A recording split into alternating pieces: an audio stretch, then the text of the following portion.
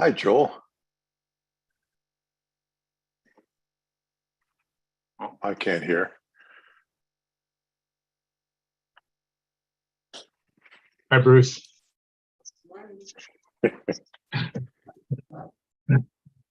Morning. Good evening. Hey, Joel. Hey, Bruce. Hey, morning. Hey, Howard.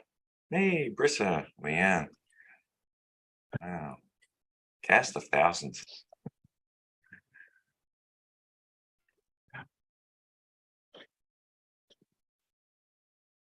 Okay, I think we can go ahead and get started.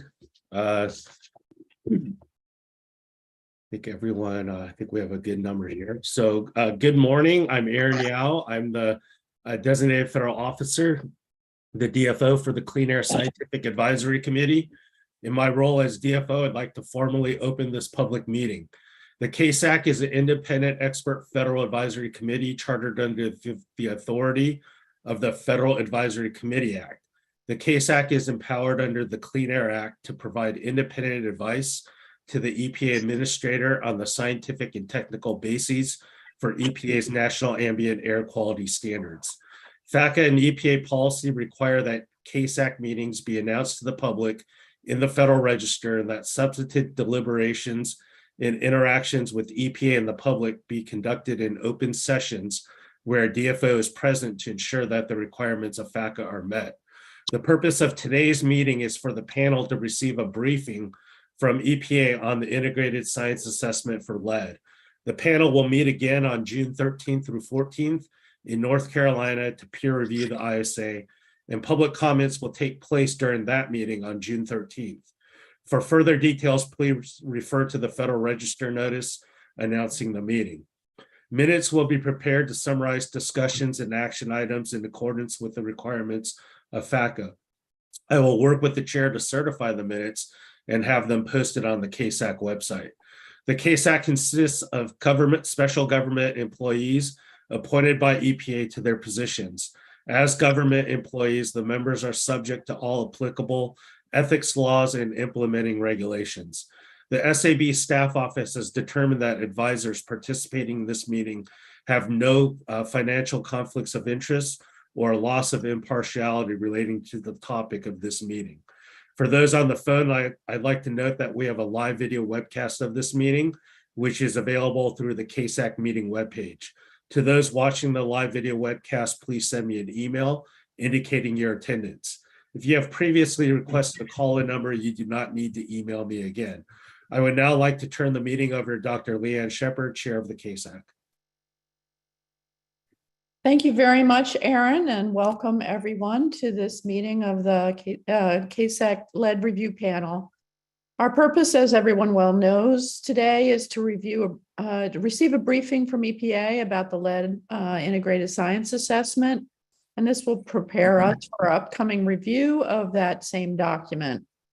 As a member of a CASAC panel, I'm aspiring to meeting the following goals: that we provide useful advice to EPA with a focus on whether the document is adequate for the intended purpose, that we have a collegial give and take, a discussion of the charge questions, and if at all possible, that we reach consensus in all of our conclusions. So today we'll turn to the briefing as soon as we do introductions, which I'll start with now. So I'll go through the roster in alphabetical order, and I ask that people turn their video on at least for the introduction part of the meeting so people can hear, can see you as well. And so I'll start first with introducing myself. I'm the Roman Haas Professor of Public Health Sciences at the University of Washington School of Public Health. And my training is as a biostatistician, and the focus of my research is predominantly on understanding exposure assessment, and through that lens, the health effects of environmental and occupational exposures. So first up is, in alphabetical order, is George Allen. Good morning, everybody. I'm George Allen. I'm the Chief Scientist at NESCOM, based in Boston. I'm a former chartered CASAC member during the previous lead review and a member of several CASAC panels since 2004. My expertise is in measurement methods, aerosol science, and exposure assessment. Thank you, George. Next up, Jim Boylan. Hi, everyone. Jim Boylan. I am Chief of the Air Protection Branch in Georgia's Environmental Protection Division. I have background in ambient monitoring, emission inventories, regulatory modeling, risk assessment, and implementation of the NACs. Thank you. Thank you. Judy Chow.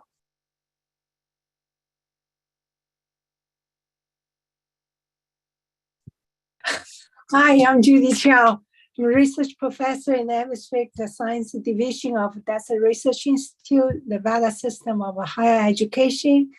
My research interest has been network design, ambient measurement, chemical speciation, and the receptor model source apportionment. Thank you.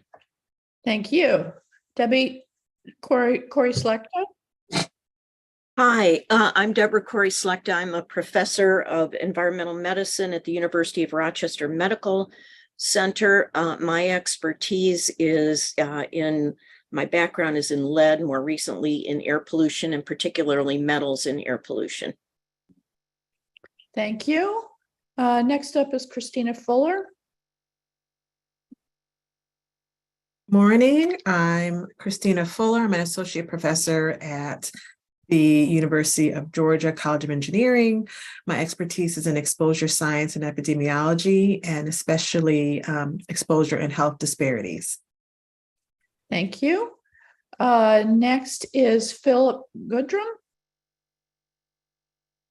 Good morning, everybody. Phil Goodrum here. I'm a toxicologist. I work at GSI, which is an environmental consulting firm, and also teach a class in environmental risk assessment at SUNY ESF here in Syracuse.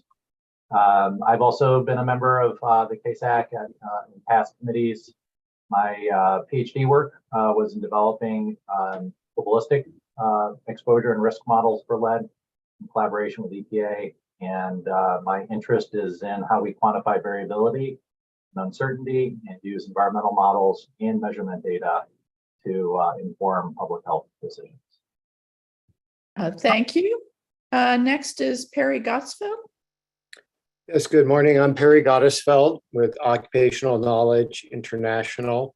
We're a nonprofit organization based in the US, but we work primarily in low and middle income countries to build capacity around occupational and environmental health. I have background in lead poisoning prevention. I've worked on multiple issues in this regard for more than 30 years and pleased to serve on the committee. Thank you. David Davenhens, is that how I pronounce your name? Hi, yeah, this is Davin Hensley. I'm a professor in the Department of Mechanical Engineering and Environmental Engineering at University of Colorado in Boulder. My area of expertise is atmospheric pollutant, fate and transport, source attribution, and data assimilation. I've also served on the EPA CASAC for the SOx NOx secondary standards. Thank you. Howard Hu. Hi, I'm Howard Hu. I'm the Thornton Professor and Chair of the Department of Population and Public Health Sciences at the Keck School of Medicine, University of Southern California. I'm a physician epidemiologist, spent 35 years studying lead, mostly from NIH-supported research in birth cohorts, pediatric cohorts, adult cohorts, and looking at the modifying influence of genetics, nutrition, and other factors. Thank you. Next up is Chris Johnson. Morning, everyone. I'm Chris Johnson. I am a professor in the Department of Civil and Environmental Engineering at Syracuse University, and for a couple more months, the Associate Provost for Academic Affairs here at Syracuse. My research expertise is in the broad area of soil science and biogeochemistry, which includes work in trace metals, including lead. I was a member of the last lead review panel some years ago and recognize a number of friendly faces here as well. So I look forward to the work we're going to do together. Thank you. Susan Corrick. Sorry, good morning. I can't get my video to work, just a sec. Good morning, everyone. My name is Susan Corrick. I'm a occupational environmental medicine physician and environmental epidemiologist at Brigham and Women's Hospital and Harvard T.H. Chan School of Public Health in Boston. My research expertise is primarily in understanding the relationship of a wide range of exposures, including lead, with child neurodevelopment as well as aging-associated cognitive decline. And I also participated in a previous CASAC lead panel. Thank you. Bruce Lamphere. Good evening, Bruce Lamphere, Simon Fraser University, a public health physician with initially focus on exposures to children from a variety of sources, health outcomes in children, and more recently, dabbling in cardiovascular disease from lead exposure. Thank you. Joel Pounds. Oh, you're muted, Joel. Good morning. I'm a retired laboratory fellow emeritus from the Pacific Northwest National Laboratory.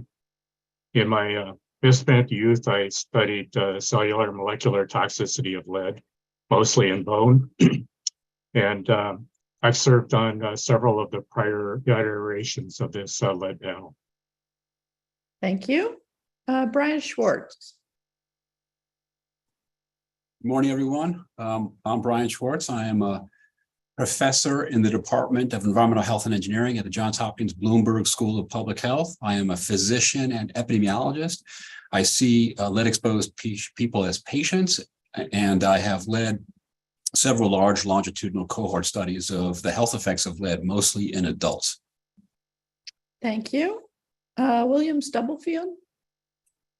Yeah, I'm Bill Stubblefield. I am a professor in the Department of Environmental and Molecular Toxicology at Oregon State University. My background and expertise is in the area of ecotoxicology and risk assessment, predominantly in the area of metals research. I also have served on several of the previous CASAC reviews on lead. Thank you. Brisa Sanchez. Good morning, everyone. I'm Brisa Sanchez. I'm a Donsarth Endowed Professor of Biostatistics at Drexel University. I'm a statistician by training, and I have focused on statistical methods development to study the effects of the environment, and including the chemical environment, and most recently built environment and spatially indexed exposures. Thank you. Kathleen Vork. Hi, I'm Kathleen Vork, and I'm a staff toxicologist at the California Environmental Protection Agency Office of Environmental Health Hazard Assessment in Oakland, California. And this section I work in is the air toxicology risk assessment section. My expertise is in pharmacokinetic modeling, occupational exposure, and risk assessment. And I've served on a number of US EPA advisory panels for lead on various exposure and modeling issues. Okay, thank you. And Mark Weitzkopf. Yes, hi, I'm Mark Weiskopf. I'm professor of environmental epidemiology and physiology at the Harvard T.H. Chan School of Public Health. I have a background in cellular and molecular neuroscience as well as epidemiology, and my work focuses on environmental influences on the brain across the life course, with a lot of that work involving metals and lead. And I was just on the CASAC PM panel and very excited to be on one now without Corey Ziegler, because I think I get to be the last guy on the list. Yeah, we maybe should mix it up and not do everything alphabetically all the time. Okay, thank you everyone for introducing yourselves, and we'll head now to the EPA presentation. I would ask that the EPA members of the EPA that are going to speak to us also introduce themselves. And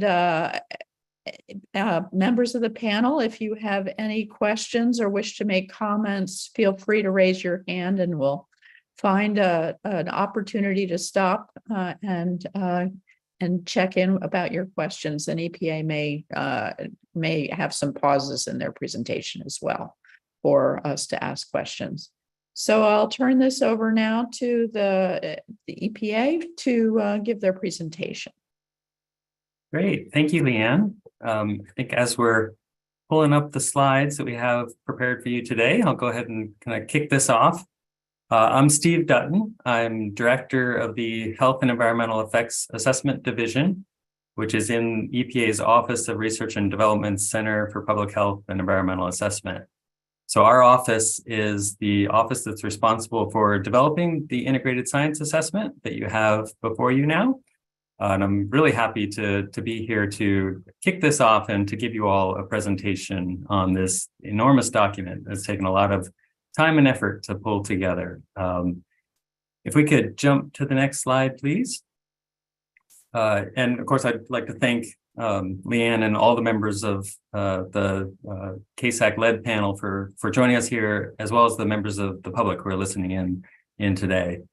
So this early briefing is something relatively new that we've been doing as part of our release for new documents under the NAAQS review, and I think it's been very successful. So we're happy to do it again today and kind of describe all the work that's gone into pulling this document together. This is really a big milestone for us. We've spent the last several years pulling together a tremendous amount of scientific information on lead. As you're all very well aware, there's a lot of information out there, a lot of good research, and we've been working diligently to pull that together, to summarize it, and to draw our conclusions. And now we're transitioning to receiving your feedback on this work. So here's a quick outline of our briefing that we'll be giving you today. And as Leanne suggested, we will have some natural breaks in here, but also encourage anyone to interrupt us as we're going if you have clarification questions. But we'll plan to go through these kind of in big topic areas and pause for any questions from the panel as we go. After I do a brief introduction here, we'll give you some background on the NAAQS and an introduction to the lead integrated science assessment for those who might be new to this process. I know many have done this before and seen these previous versions of the lead ISA, but we'll go ahead and do a little bit of brief background for everyone. We'll then dive into a little bit more detail on the actual document itself, including covering the approach we used to develop the document. And we'll give you some upfront summary of our main findings. And then we'll dive into a little bit more detail on specific topics ranging from the lead source to concentration, our exposure, toxicokinetics, and biomarkers. Then we'll go through in detail the health effects as well as the welfare effects, and we'll wrap up with some next steps. Next slide, please. All right, so I introduced myself, and I'll go ahead and ask that the other presenters, they can introduce themselves when they come on and give their portion of the briefing here this morning. But I'm joined this morning by Scott Jenkins, who is our branch chief in one of the branches that is working on the integrated science assessments, and he'll be giving you some of that NAAQS background and introduction to the ISAs. Also, I'm joined today by Meredith Lassiter and Evan Kaufman, who are our welfare and health leads for this assessment, respectively.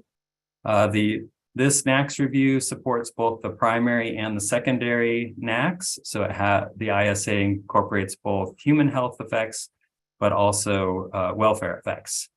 So Meredith and Evan will be walking you through the summary of the document, as well as in a lot of detail on those specific endpoints that we've looked at. You'll also be hearing from Steve McDowell, who is our lead author on our source to concentration appendix and conclusions, and Peter Byerly, who will be walking you through the exposure component. And then, of course, Evan and Meredith will be coming back and providing a lot more detail on the health endpoints.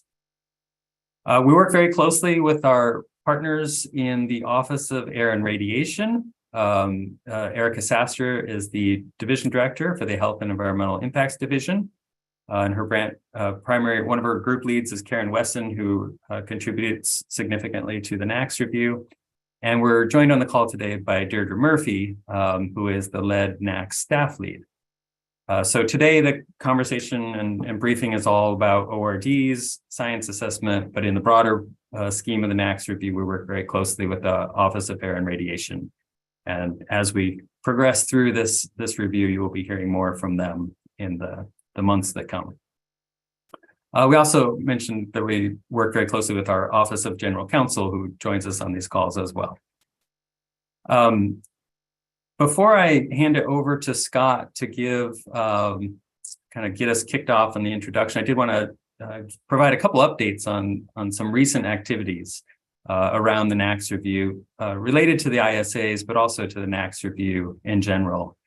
So you'll hear about the causal conclusions and the causal framework that we use in our ISA, in the draft ISA that you have before you.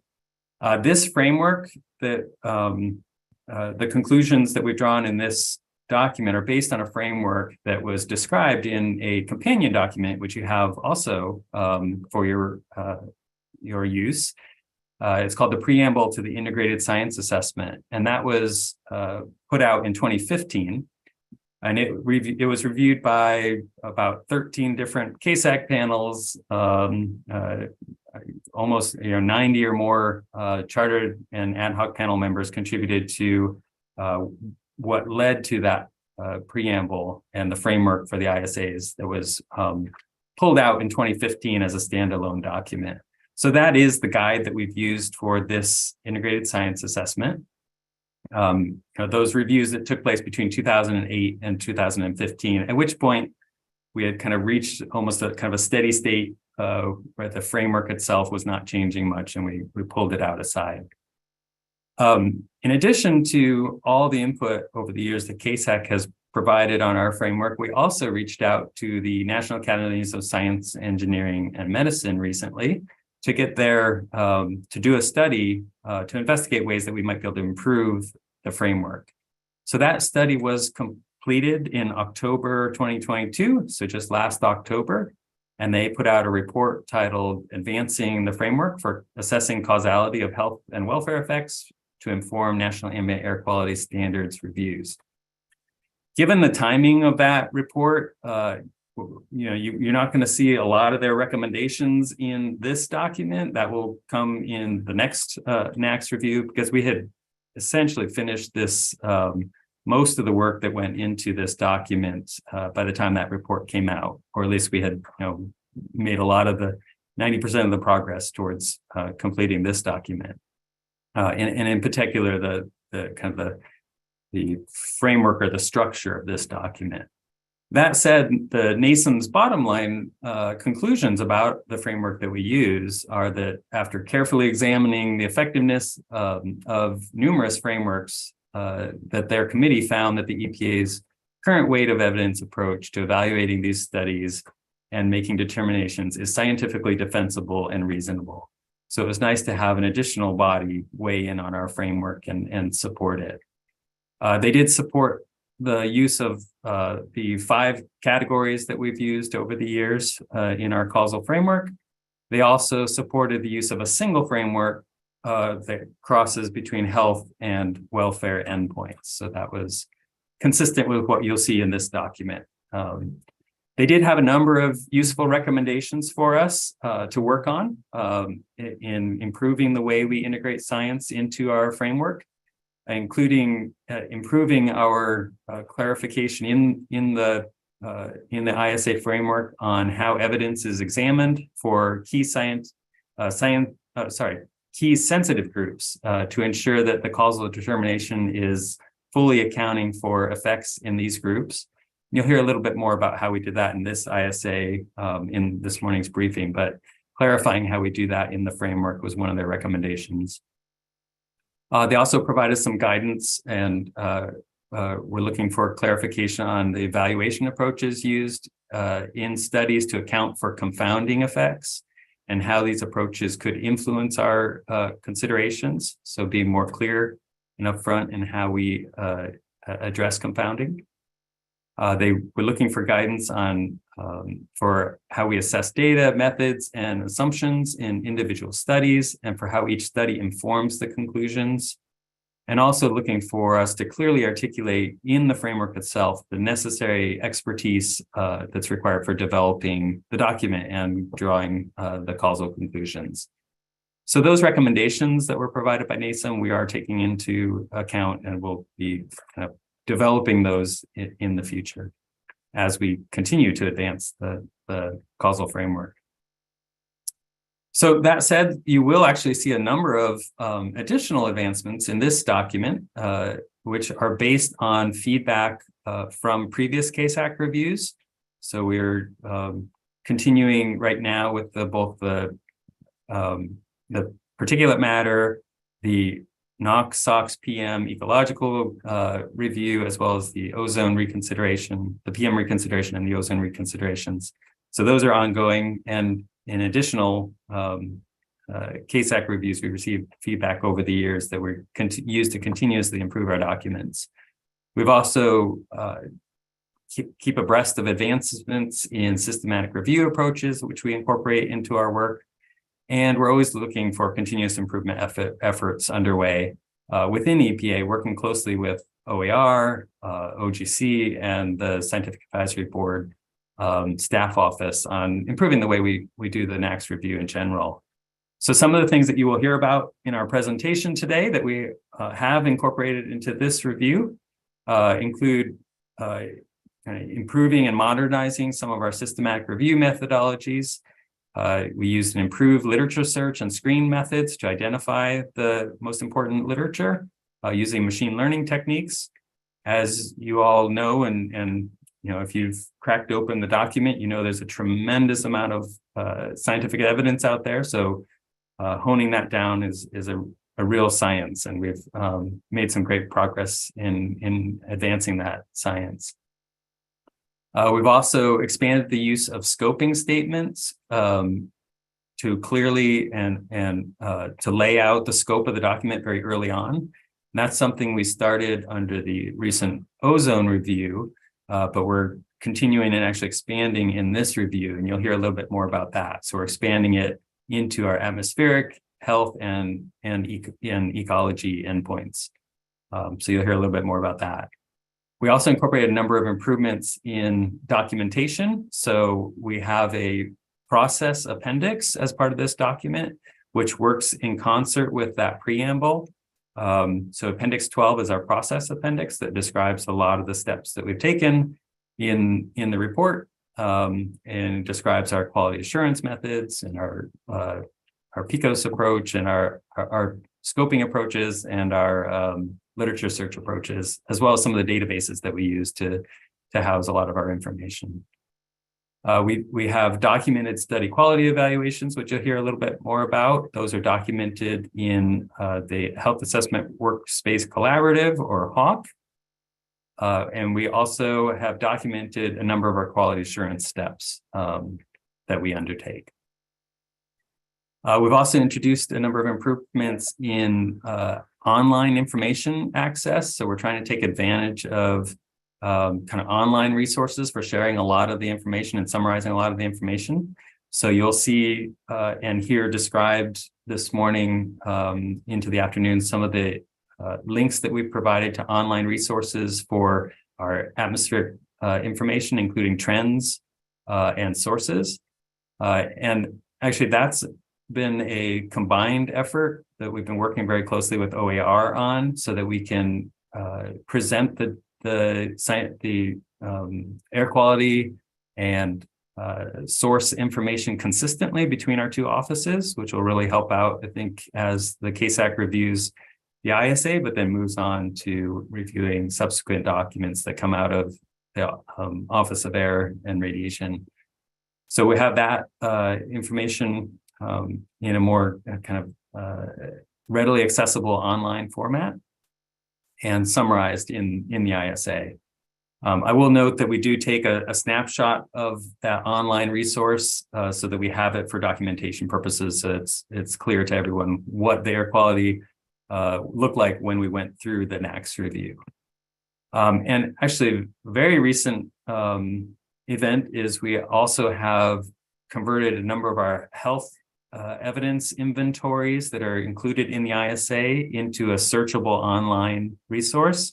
So it's the exact same information that's in the ISA. So it's all in, on the printed pages, the health evidence tables, but we've also put those into the Health Assessment Workspace Collaborative as sortable and sort of interactive tables. So that's something that's very new to this document that we're exploring. And then we're also kind of thinking more broadly to the whole NAAQS review. We're continuing with a number of improvements that we put in place recently, including, as you saw, the integrated review plan is now in 3 volumes. Volume 1 being kind of background and statutory information, Volume 2 focusing on the ISA, and Volume 3 focusing on the risk and exposure analyses and policy assessment that will come later on. So that's really allowed us to produce those plans much closer in time to the actual documents that are coming out. So we're continuing that for this review. And of course, this briefing, as I mentioned, is something relatively new to the NAAQS review, and we're happy to be providing these early briefings as we release documents to the CASAC for review. I have summarized some of these process improvements. We have them summarized in the first slide of the supplemental material for this presentation, if you want to refer back to that, but you'll be hearing more about them throughout the presentation. So with that, I think what I'd like to do is hand it to Scott Jenkins, who's going to who can introduce himself really briefly and go through some of the background information. And then we could take a pause for any questions or clarification for Scott or myself before we jump into the meat of the briefing. So Scott? Thanks, Steve. Next slide. Thank you. So I'm Scott Jenkins. I'm the chief of the Integrated Health Assessment Branch. We're the branch within Steve's division that is responsible for the human health and exposure portions of integrated science assessments. So before I jump into the background material, I just want to acknowledge the ISA team. It's a large team. It takes a big and committed team to put together and put out an assessment of this magnitude. And so I can't call out everyone, but I will just reiterate, as Steve mentioned, Evan Kaufman and Meredith Lassiter, who are the co-leads, and also Anna Champlin, who's our lead on the project management side, and did a great job of really keeping everything moving forward and getting things completed on time. Okay, next slide. So I'm going to give the first couple of slides that I'm going to present are laying out some of the statutory framework within which we work in the NAAQS. And I know for a lot of you, this is going to be a review, but in our experience, it's always helpful to start with this kind of background information to kind of frame the discussion. So you're all aware that EPA sets NAAQS for 6 pollutants. They're listed here in the sub-bullets at the top of the slide, lead, of course, being one of them. There are 2 parts of the Clean Air Act that govern the setting and the review of the NAAQS, sections 108 and 109. The NAAQS, under the NAAQS provisions of the Act, we have established 2 types of standards. Our primary standards are those that are meant to protect the public health. Secondary standards meant to protect public welfare. And we pulled a few quotes from the Clean Air Act here just to give you a sense of the charge that is set in the Act for what these standards need to accomplish or need to be. So primary standards are those that, in the judgment of the administrator, are requisite to protect public health, including that of at-risk populations with an adequate margin of safety. So just a couple of things to point out there. One is that the decisions in the NAAQS reflect the administrator judgment, and what we're doing here in developing the assessments in this review, the ISA, the policy assessment, and what we want from the committee and providing advice back to the agency, all of that is intended to inform that administrator judgment. Second, when we talk about standards being requisite, that means that the standards are neither more nor less stringent than is appropriate based on the science. So there's an element there that the administrator has to consider in terms of balancing the evidence, thinking about evidence as well as and including the limitations, uncertainties in that evidence, and identifying a standard that is requisite. And then the margin of safety, the adequate margin of safety is intended to ensure that the standard is sufficiently protective even in the face of scientific uncertainty. On the secondary standard side, again, standards that are in the judgment of the administrator are requisite to protect the public welfare from known or anticipated adverse effects.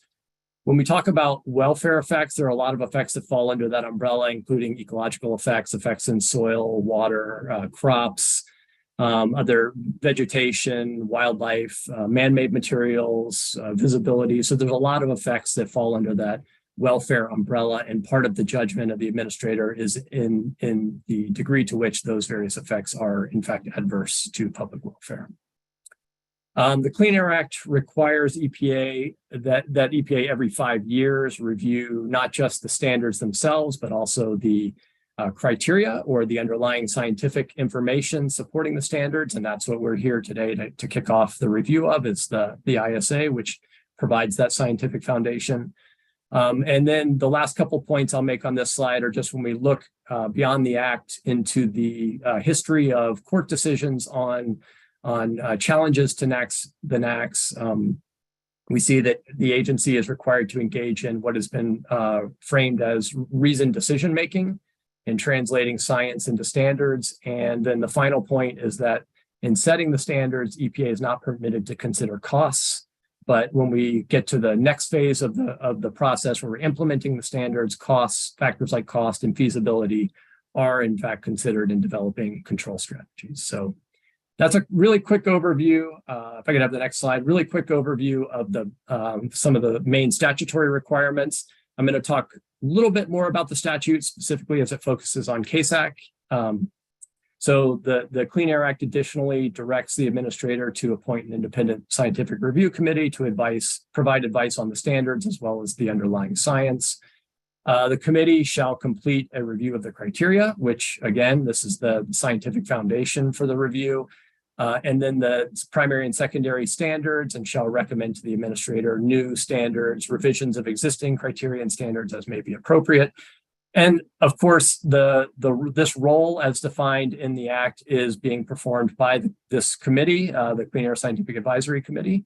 And as I mentioned, the advice that comes back to the agency on the ISA and on the policy assessment when we get to that phase will be part of the body of information that informs the administrator's decision. Okay, next slide, please. So I'm going to leave the statute now that, and I'm happy, as Steve said, when we get to the end of this little block of slides, we can take questions on the statute or anything that Steve or I have talked about.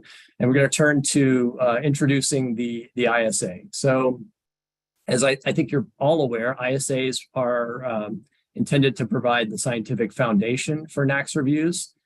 They present a comprehensive evaluation synthesis of the policy relevant science. They are intended to represent the air quality criteria as is defined in Section 108 of the Clean Air Act.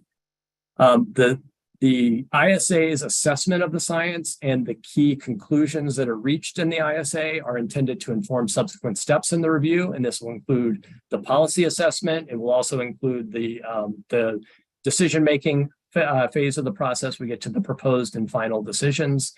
There are a few key conclusions that I'm going to talk a little bit more detail about that are reached in ISAs. One is the causality determinations. These are, of course, the conclusions on the strength of evidence supporting causal relationships between pollutant exposures and either health or welfare effects. They're based on integration across scientific disciplines, and they're designed to reflect the strengths and limitations of the evidence base. And I'm going to talk on the next slide in a little bit more detail about the causality determination framework that Steve mentioned that we are using in the lead ISA. The ISA also reaches, not yet. Yeah, thanks. The ISA also reaches conclusions on populations that might be at increased risk of pollutant-related effects, and those conclusions can reflect evidence for factors that may increase either pollutant exposures or the magnitude or severity of the effects that occur following those exposures, and thus increasing health risks. And I'm also going to spend a little bit of time talking about our framework for reaching conclusions on the at-risk factors and at-risk populations. And then finally, the ISA's reached conclusions on dose-response relationships, concentration-response relationships. There are actually other conclusions that the ISA reaches that I won't go into unless there are questions about them, but some of them are ISA specific or specific to certain reviews, certain policy relevant issues. Okay, next slide, please. Okay, so a little bit about the framework for causality determination. So the framework is, as Steve mentioned, it's described in the standalone 2015 preamble document. And we've included a table here on this slide that outlines the various levels and summarizes the various levels in the framework. But the bottom line is that when the ISA is assessing the strength of evidence for causal relationships between exposures and health effects or welfare effects, it uses this 5-level hierarchy. And each of the levels in the hierarchy is defined based on our ability to rule out chance, confounding, and bias with reasonable confidence. And as you progress down the hierarchy, so from causal relationship to likely to be causal to suggestive, that the uncertainty in that evidence base is increasing. When we're assessing evidence to inform the determinations in the ISA, we evaluate a number of aspects of the evidence, and some of those are listed in the box on the left-hand slide here. They include looking at consistency of results within a discipline, coherence of results across disciplines, evaluating whether the degree to which there is support for the biological plausibility of a causal relationship. And then there are some other factors that are considered. They're listed here. They're described in more detail in the preamble document. And the ISA, in addition to these factors, also takes into consideration doses and the exposure concentrations at which studies are conducted. And it's really the collective body of evidence that ultimately informs that causality determination. And you'll hear more about how these factors play out in informing specific determinations within the lead ISA as Evan and Meredith talk more about the specific findings of the assessment. Okay, next slide, please. The other framework that we talk about in the ISA is the at-risk framework. And so, as I mentioned when I was talking about the statutory requirements, NACs are intended to protect public health, including for populations that may be at increased risk of effects in response to exposures to criteria pollutants. So the ISAs evaluate the evidence for populations and life stages that may be at increased risk due to higher exposures, higher doses, larger effects, more serious effects following those exposures. And this evidence is, of course, it's considered as an inherent part of the evidence base that supports the causality determinations. And those determinations generally do call out the populations in which the effects have been shown to occur. And so that evidence is integrated into the causality determinations. But in addition to that, the evidence for factors that may confer higher risk is also separately summarized as part of our integrated synthesis. And in that integrated synthesis, that evidence is the strength of that evidence is categorized into 1 of 4 levels. And those levels are again, they're summarized here on this slide. They are discussed in a bit more detail in the preamble document. But the levels again reflect the differing strength of supporting evidence for factors conferring increased risk. And this information, similar or analogous to the causality determinations, this information is carried forward into subsequent steps of the NACS reviews, like the policy assessment, and then ultimately the rulemaking to ensure that the consideration of the degree to which the standards are protective of the primary standards are protective of public health those considerations are focusing in on the populations and the life stages that may be at the highest risk. Okay, next slide, please. Okay, so that's all the background material that I was going to present. So I think before we pause, I would just we're going to transition now in the next set of slides to an overview of the current ISA. And so before we do that, I'll just say that the current lead NAAQS is our starting point for this review. It's listed, the elements of the standard, indicator, averaging time, form, level are listed here in this table. The current standards, primary and secondary lead standards, were set originally in 2008. They were reviewed most recently in a review that was completed in 2016. The scientific foundation for that 2016 decision was laid out in the 2013 lead ISA. And so that's our starting point for this current ISA. And then Evan and Meredith are going to talk us through the process we've taken to update that assessment, starting with essentially the ending point where we left off in the 2013 ISA. So I think before we transition to Evan and Meredith, I think, Steve, we were going to maybe pause for any questions on any of that background material that we just talked through. Yeah, thank you, Scott. And I see Howard has his hand up. Howard? Yeah, a question that's come up in various venues when going over the process is whether the EPA review would qualify as quote unquote systematic review with a meta-analysis. So those aren't terms that have been included in this particular description. Could you comment on that?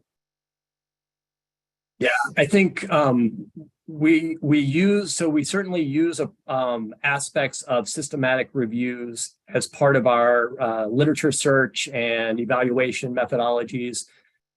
We haven't incorporated formal quantitative or systematic review approaches in some cases, and I think this is something that we are, I think, continuing to think about and evaluate as we move forward, and particularly as we think about the advice from the ad hoc committee of the National Academies, thinking about updates to our framework that we use to evaluate causality.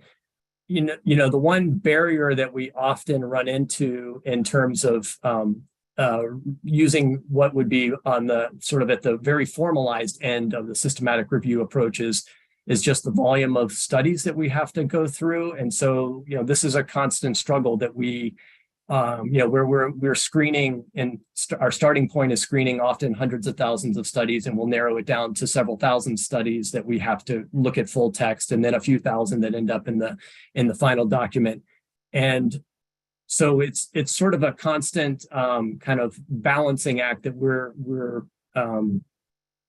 trying to find the right balance between making our methodologies systematic and rigorous, but not not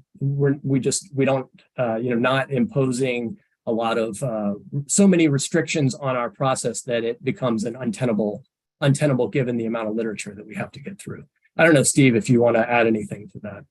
Yeah, no, that was a really nice summary. And I think the key point there is, we use as many tenets of systematic review as we can that make sense for this large of a document. We're looking at, as Scott mentioned, we're starting with hundreds of thousands of references. So we do use a systematic approach. We do outline our approach in a framework. And we have our kind of guiding scoping documents. You'll hear about those a little bit more. And we do our, study quality evaluation steps. So there's a number of tenets of systematic review that you will hear here. But we are in a very unique situation. Some would call it, we're lucky to be have such a data-rich, evidence base to work from. There's two sides to that coin. It also creates a tremendous amount of work to get through it. So we adopt as many tenets of the systematic review as we can, and you'll hear about a few of those here. All right, thank you for that. I see Perry has his hand up. Yes, thank you. I had a question regarding the previous slide where you shifted from general assessment of health effects to air pollution, specific related health effects. Is there a framework where you're looking at contributory versus like causal exposures when you look at air pollution versus other sources? Yeah, that is certainly an issue that we grapple with in every review for all of our ISAs. Obviously what we're trying to do when we are reaching those causality determinations is evaluate the strength, reach conclusions on the strength of evidence that supports reaching conclusion on the degree to which the evidence supports a causal relationship between the pollutant exposure that we're investigating and the health outcomes. So there are methods obviously within each discipline that can get at the issue of associations versus causality. If you're talking about epidemiology studies, and we certainly look at those methods and those approaches and for what they can tell us about an independent relationship with, in this case, between lead and health outcomes. But we supplement that with what we can see from the experimental literature and thinking at least qualitatively about the degree to which there is support for an experimental lead exposure is contributing to effects that are coherent with the types of effects we're seeing in the epidemiology literature. So, I think that you're highlighting an issue that is a constant struggle for us in all of our ISAs. And I think that we look at studies within each discipline for what they can tell us about causality. And then when we're getting to the point where we're integrating across disciplines, we really look for that kind of coherence between, in this case, the epidemiology literature and the animal literature, and thinking about the degree to which that total evidence base supports causality. I'm not sure if that really gets at your question, but if you have a follow-up or reframing, I'm happy to try again. Oh, thank you. All right, thank you. George has his hand up. I do. I had a question regarding whether the PECOS study framework was applied for this one. I know it was for ozone, and we had some concerns as to excluding studies by geographic location. It also is includes a study quality element. So I guess, is that part of this process? It is. And Evan and Meredith, when we get into the more specifics of the lead ISA, they will talk through how that was incorporated. Okay, thank you. Thank you. Brian Schwartz. Thanks, Scott. I had a question about how we consider other environmental pathways. So, this is all under NACS, and so we're focused on air, but lead gets into the environment, and there is environmental fate and transport of lead through many other pathways. Do we ignore them? Do we adjust for them? Do we discount them? How do we do that? Yeah, it's a great question, and it's an issue that is in lead. It is much more of an issue than it is for our other criteria pollutants. So, we are focused, as you'll see as you look through this ISA, we're focused very much on on lead biomarkers, so blood lead concentrations, bone lead concentrations, and we're, because in the health literature, the pathways through which those blood lead or bone lead concentrations accrue are not often teased out. We're focusing on that biomarker metric and linking that to the health effects. And so at the level of the science assessment, that's the sort of the main relationship that we're focused on, is the biomarker linked to the health outcomes. Now, as we move forward in the review, the interest of the agency is in the air-related fraction of lead, which can be lead released into the air and deposited, or even you can still have the multimedia exposures, even if there's an air component to the lead release or resuspension. And so what you'll see is that as we move forward, in particular, when we get to the policy assessment, there will be a framework that is specifically focused in on the air component, air-related component of lead, and the contribution of that air-related component to, for example, blood lead concentrations, and then linking those blood lead concentrations to the health outcomes. So yeah, it is a complicated issue, and a particularly complicated issue in lead. At the level of the ISA, like I said, we're focused on the lead biomarkers and linking those to effects. And then as we move forward and start thinking about standards, we will shift to that framework of thinking about the link between air-related leads. Great, thank you. That looks like all of our questions for now. So I'll turn it back over to you to continue. Great, thank you. So I think we're handing it to Meredith Lassiter next. Meredith?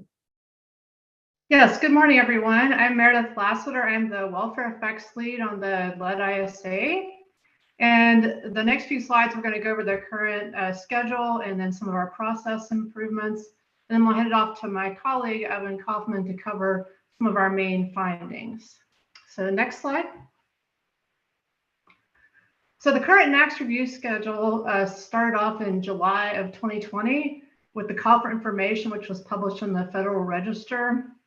So in this figure, the green corresponds to EPA planning and assessment documents. And then also shown are the opportunities for public comment and Clean Air Scientific Advisory Committee review.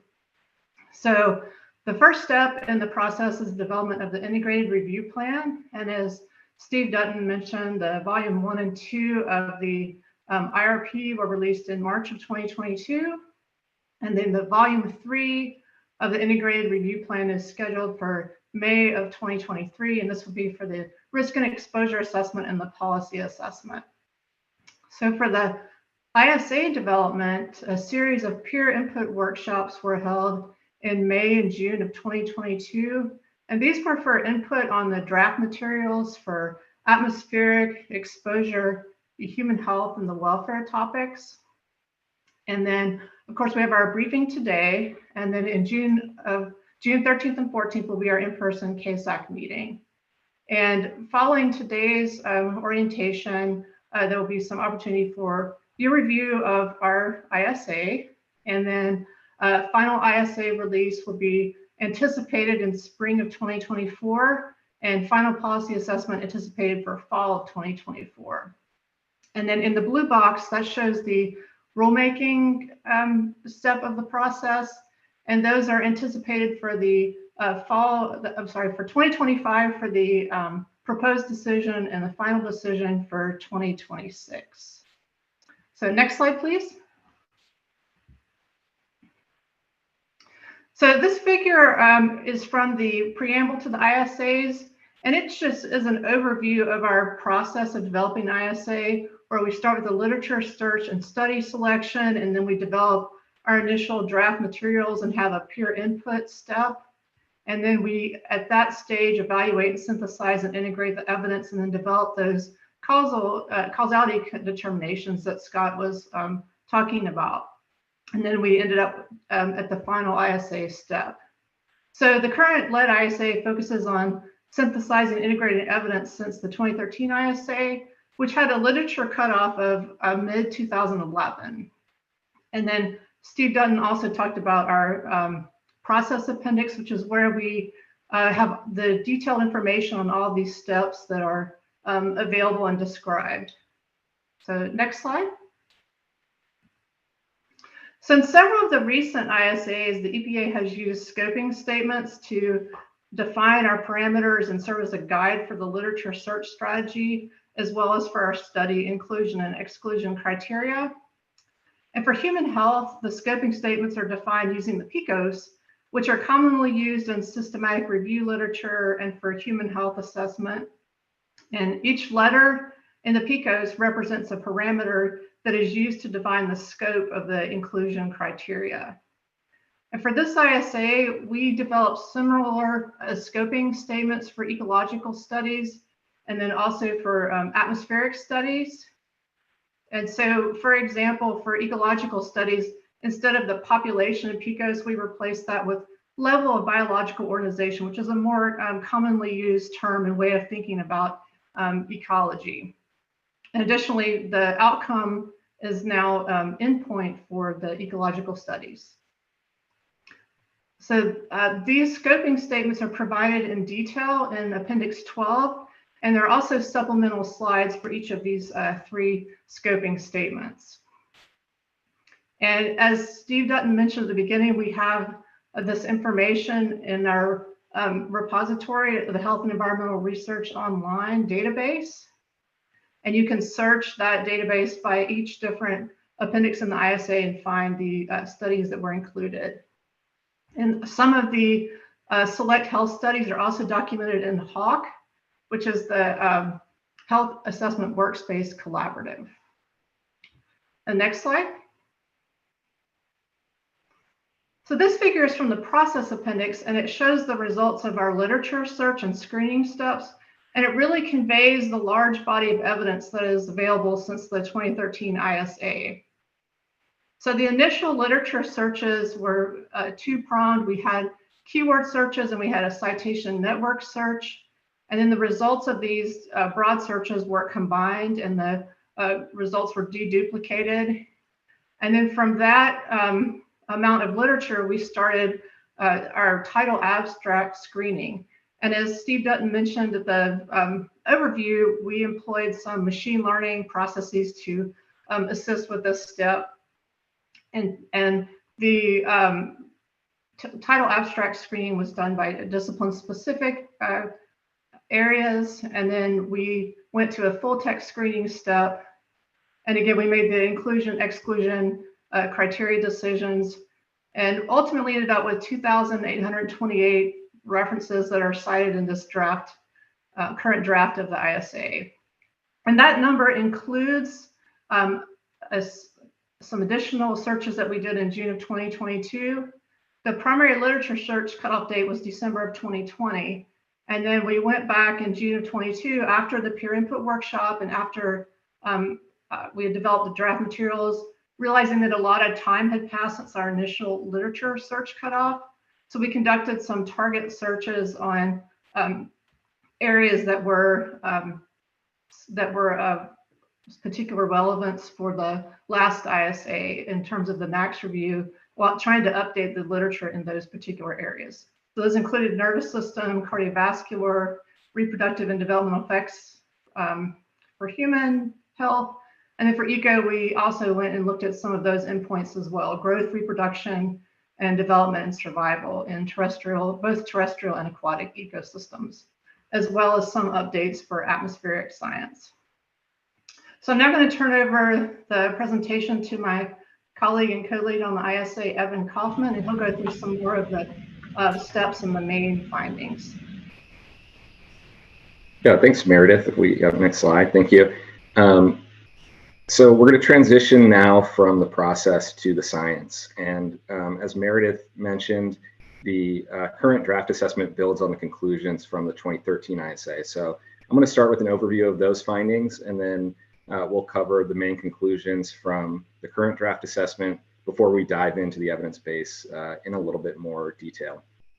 So starting with health from the 2013 lead ISA, we concluded that lead can disrupt important physiological processes, leading to a broad array of health effects. We made a total of 32 causality determinations in the 2013 ISA. 8 of those were for causal relationships. Those included nervous system effects in children, cardiovascular effects, hematological effects, and effects on male reproductive function and delayed pubertal onset. In addition to those 8 causal relationships, there were 9 likely to be causal relationships, as well as adequate evidence for 5 factors that increase the risk of lead-related health effects. So those at-risk populations included children, non-Hispanic Black populations, populations living in proximity to lead sources, and populations with certain residential or nutritional factors. Moving on to welfare, we concluded that lead affects terrestrial, freshwater, and saltwater organisms at multiple levels of biological organization, ranging from the suborganism level all the way up to the ecosystem level, with freshwater invertebrates being most sensitive to the effects of lead. In total, there were 51 ecological causality determinations. 12 of those were causal, including effects on survival, growth, and reproduction in both terrestrial and freshwater organisms. Next slide, please. So moving on to some of the highlights of the findings from the current draft ISA. Again, we'll get into some of the more details on these later in the presentation. But again, for health, there's a wealth of evidence that lead can disrupt important physiological pathways, leading to serious effects across a range of organ systems. Recent studies reaffirm causal relationships between lead exposure and several nervous system effects in children, cardiovascular effects, hematological effects, and effects on reproduction and development. Additionally, there's expanded evidence supporting new causal relationships for renal effects, which was for which the evidence was previously suggestive, and for total mortality, for which we didn't have a causality determination in the 2013 ISA. And we'll discuss those a little bit more later on in the presentation.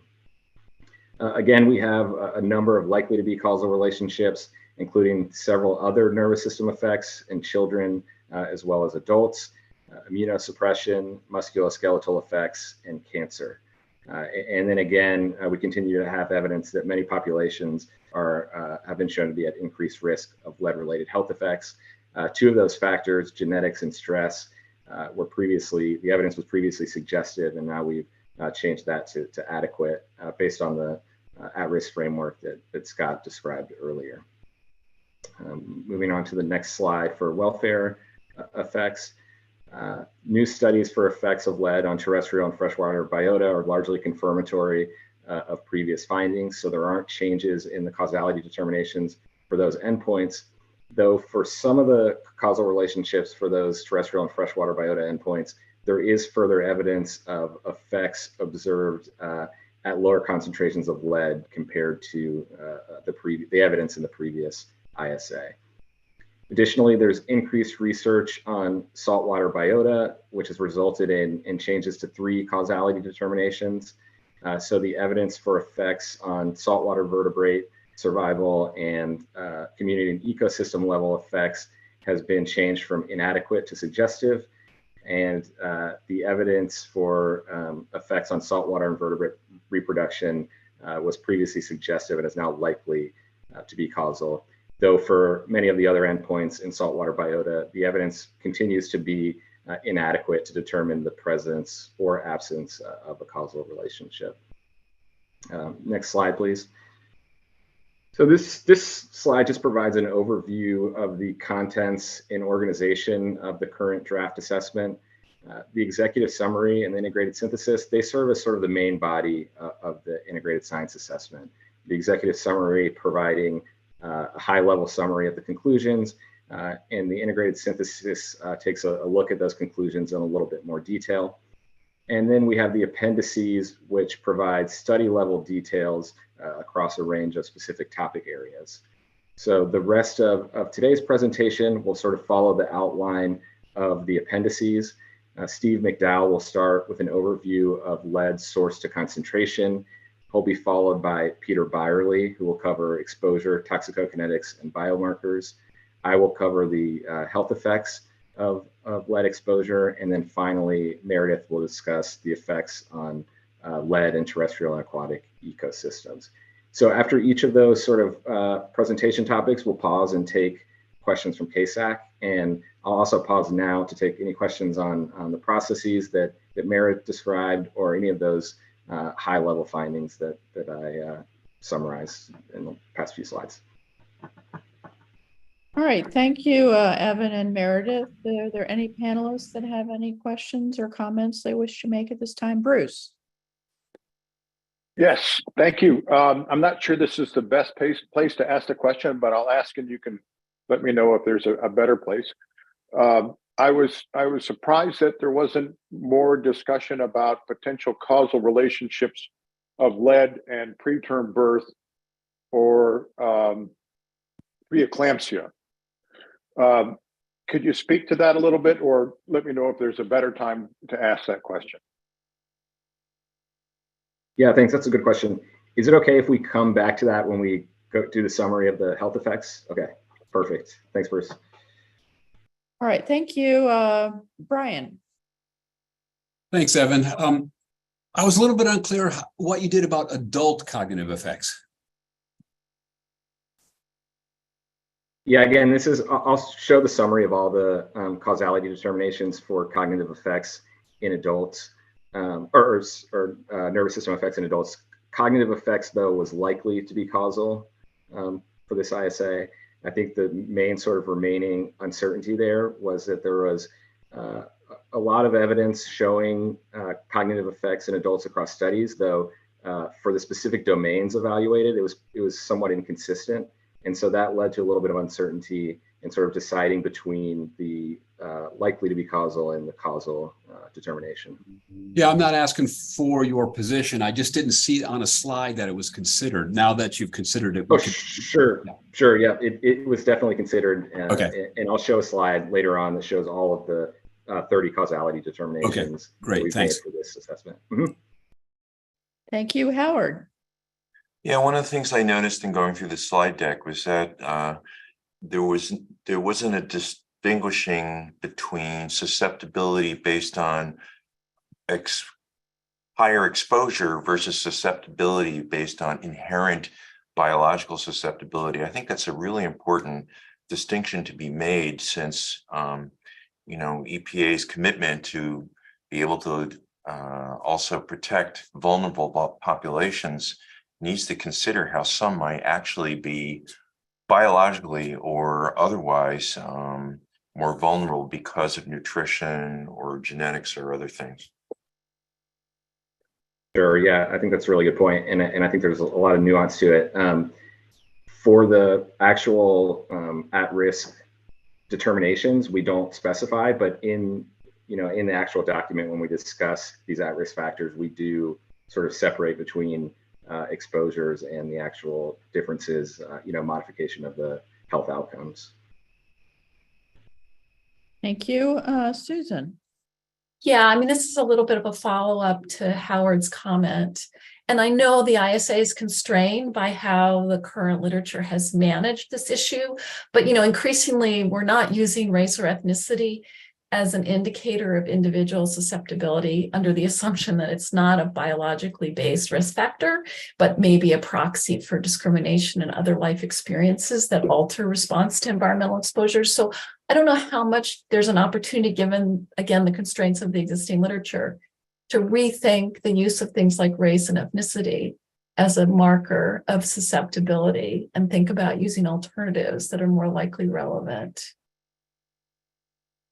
Yeah, that's a really great point, and one that we do try to address in the integrated synthesis when discussing at-risk factors. Like you said, we're sort of constrained in that a lot of studies do look at race and ethnicity as a modifier of health effects or exposure.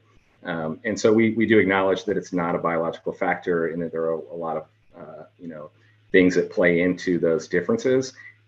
Again, we're constrained a little bit by the literature. We try and point to other sections where there are factors like residential factors or things that might be contributing. But I certainly welcome CASAC's feedback on ways that we can better address that issue. So I appreciate the comment. Great, thanks. I'm not seeing any more hands up, so turn it back over to EPA to continue with their presentation. Yeah, thank you. I think Steve McDowell, if you're ready to go, to cover lead source concentration. Yeah, hi everyone. Can you hear me? Yes.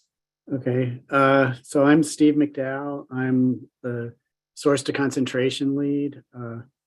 I'm an environmental scientist with a degree from Oregon Graduate Center, and I've been working at EPA for 20 years, for 12 years on the atmospheric science and air quality sections of the ISAs. And I'll describe really briefly the sources and emissions, fate and transport, and concentration trends for lead. And this is a product of a team of 9 authors.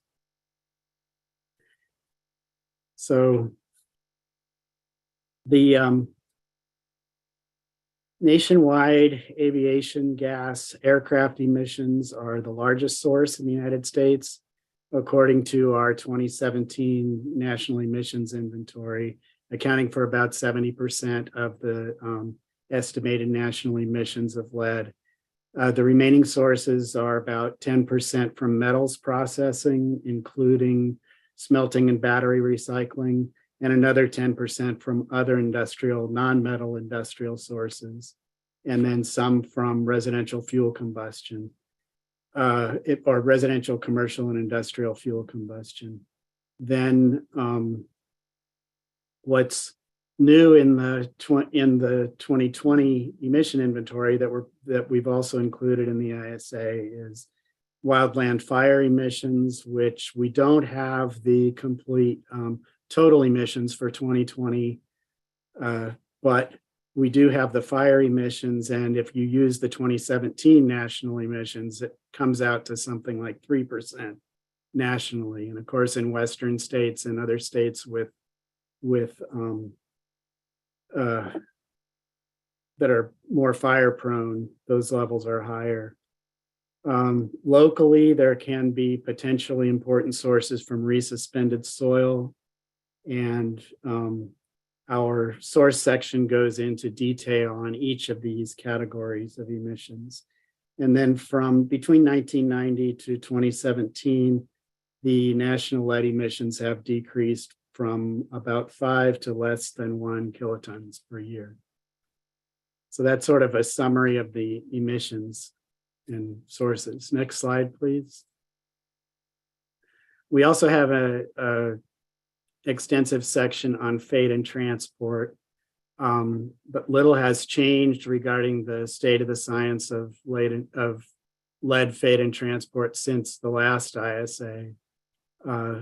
Lead is emitted into air and can be associated with either fine or coarse particulate matter, transported longer distances as fine particulate matter, and has effects closer to the source for coarse particulate matter.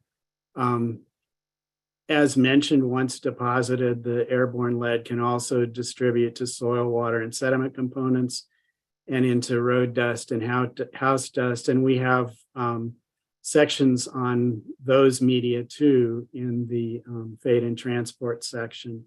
And fate and transport of soil is determined by several factors, including soil composition, pH, organic decomposition rate, colloid abundance and composition, and microbial activity. And there's some discussion of this also in the fate and transport section. And then we also have some information on urban hotspots and industrial soil and resuspension after accumulation or deposition. Next slide, please. So the source to concentration section ends with the concentration trends. We have some details on a lot of recent studies on various media that provide a long-term historical record of steeply declining atmospheric lead concentration and deposition that's consistent with elimination of leaded gasoline and industrial releases nationally and globally. So there are quite a few studies that are in the literature now that continue describing this long-term trend, and we've included some in the atmospheric section of the lead ISA. But in spite of the large decreases in lead emissions and concentrations, there's still lead pollution persisting in various environmental media that are still observed in measurable concentrations in biota, and particularly near current and historical sources, the concentrations are sometimes higher. Next slide, please.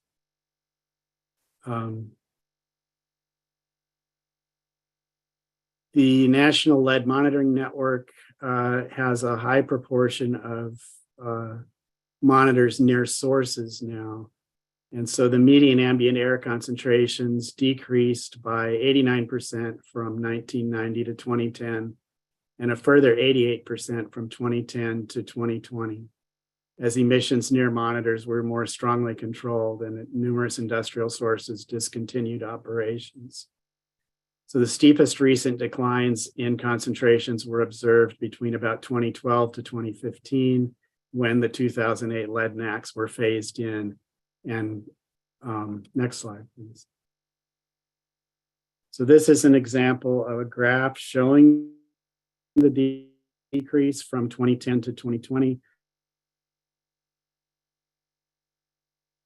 based on the third monitoring over that period. And as Steve mentioned, this is one of several graphs that are now published in our air quality graphics document, which was developed to maintain consistency and avoid duplication between the ISA and the PA.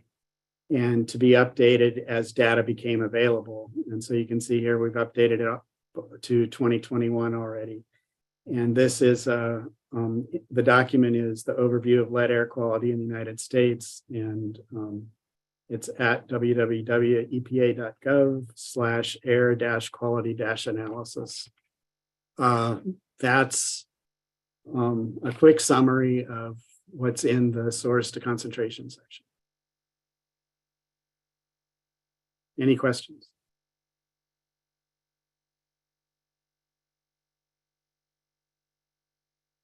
I'm not seeing, oh, Bruce.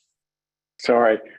So again, this might be in the wrong place, but further on, you in your presentation, you talk about the number of air monitors that are out there measuring lead, and it's a pretty small number, isn't it?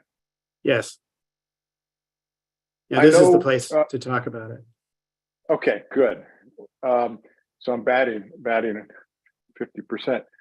So I know during the 2006-2008 NAAQS lead review, we recommended that the number of air monitors be increased. And it did look like there was at least a blip. They doubled within a few years, but now they're back to their low level of 100 again. And how does that compare with the number of air monitors for PM 2.5? It's a lot less. Yeah, like 5,000 for PM 2.5. Are you talking about lead PM 2.5 or no, just regular 2.5? Just PM 2.5. So yeah. It's quite striking to me that we've got 100 monitors around the country measuring lead, and it's very possible that the burden of disease that are going to be coming out, have already been published in some ways, are quite a bit higher than the PM 2.5. And so why is it that we don't have more air monitors out there so we can have better data on exposures?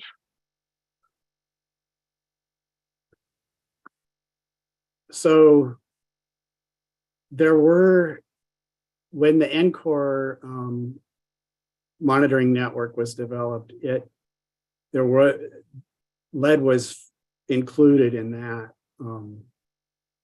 And a lot of the concentrations were very low, and gradually that was discontinued. And the effort, so, and I'm not sure, I don't have a good answer for your question in general, but I think it's a really important point to bring up. Okay, and what was thought to be very low may not be considered low anymore, because I don't know. I mean, evolutionarily speaking, I imagine we're still 10 to 100 times higher than our ancestors from 1,000 years ago. So anyway, maybe this is something that I'd like to bring this back at a point where we can make a recommendation about it, but maybe not talk about it anymore at this point. Yeah, okay, thank you. And that is a good reminder that while we're certainly welcome to ask questions, our goal is to deliberate in June. So that'll be an important time to have those conversations that Bruce brings up. So Christina had her hand up.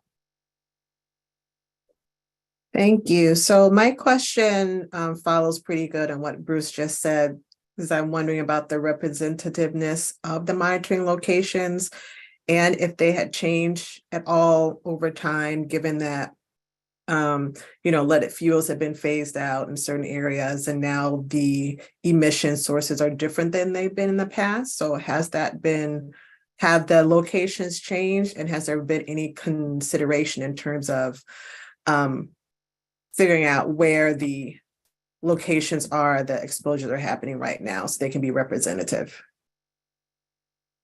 Yes, absolutely. The locations have changed a lot, and it's been difficult to try to really get a good idea of what the trends are because of that. Now, most of the monitors are close to either current or historical sources, or at least a large fraction of them are. In the past, there were more monitors that were more community representative. You said Okay, I'm sorry, you said in the past there are more that were community representative? That were not so much near source oriented. Oh, okay. Okay. all right, that's helpful perspective. Brian has his hand up.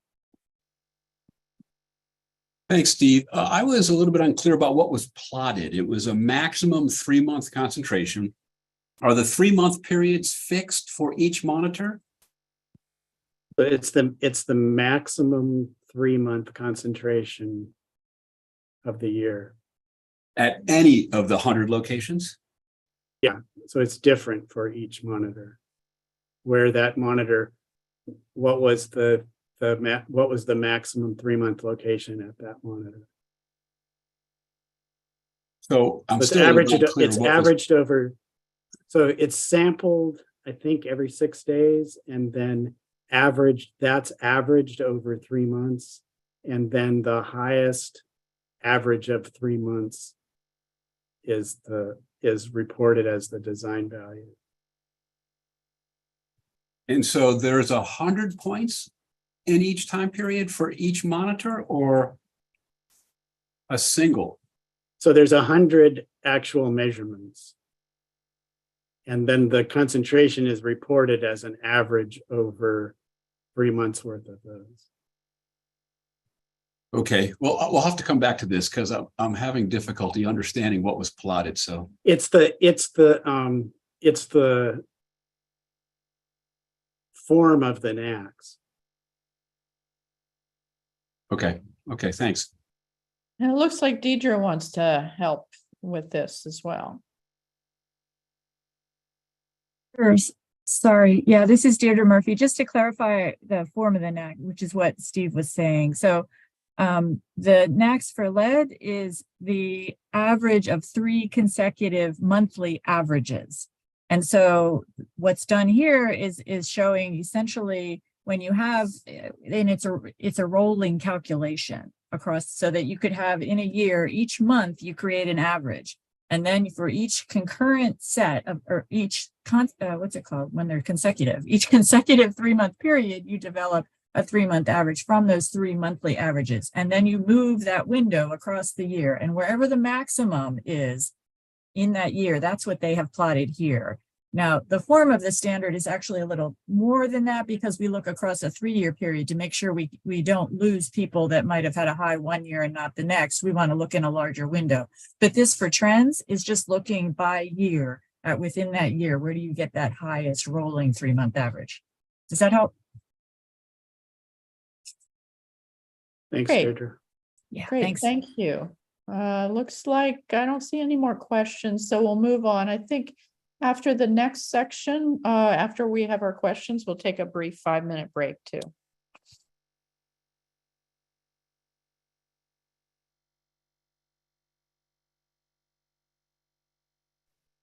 Okay, I guess we'll go ahead.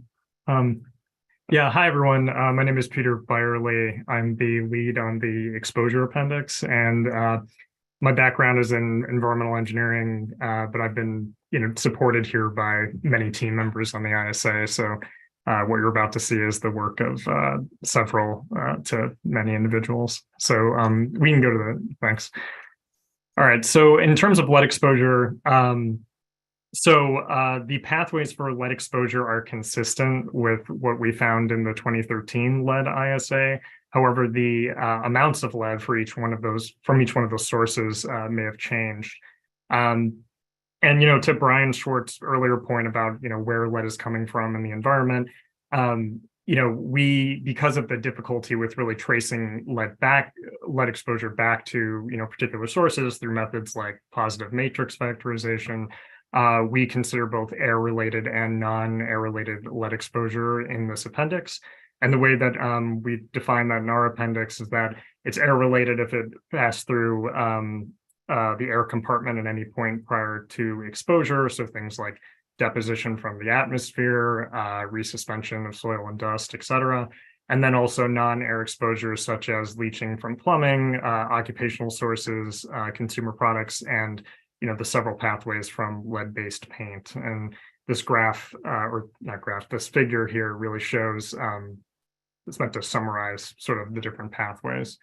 We can go on to the next slide. Yeah, regarding toxicokinetics, since 2013, we tried to provide updated data, but core principles related to lead toxicokinetics really haven't changed. The way we split this up in the appendix is by three major sections: absorption, distribution and metabolism, and elimination. And so many of you know this, this information, but I'll just go through it briefly.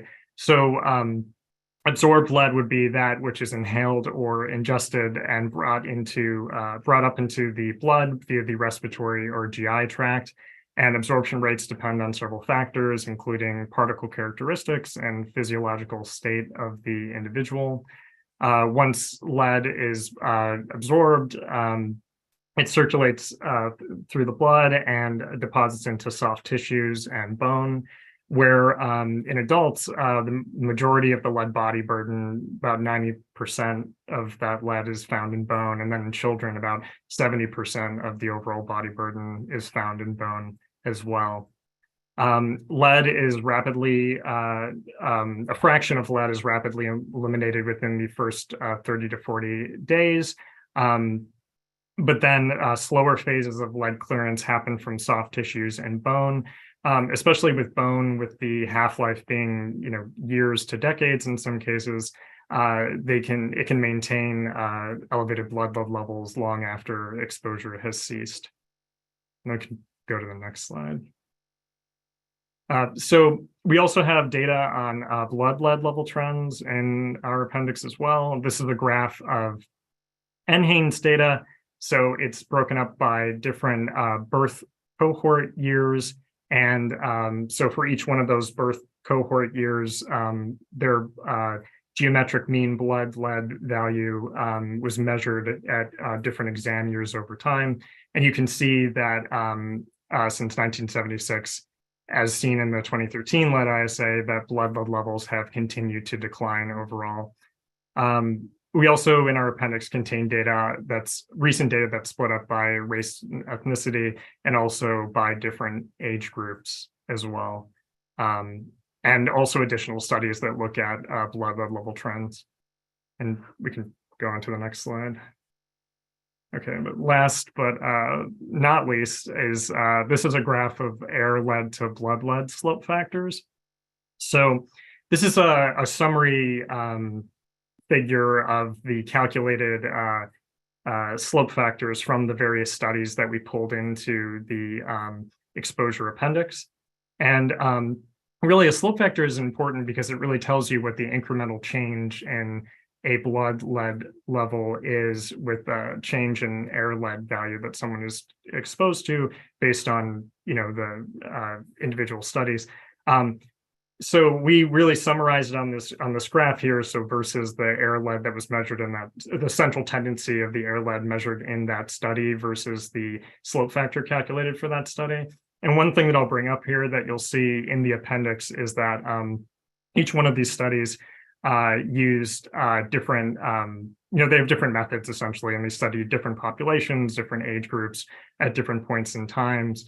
But we went to painstaking efforts to try to capture all of the relevant information for these studies. So there's a table in the appendix that lists all of that, along with going to some detail about some of the more recent studies there. But we summarize it here. So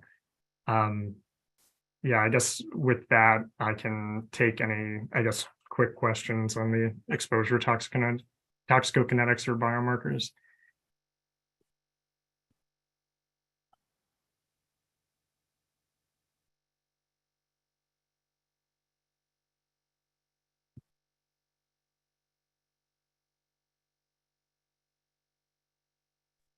I'm surprised I'm not seeing any questions. So how about we take a 5-minute break and come back and start on the next section after that.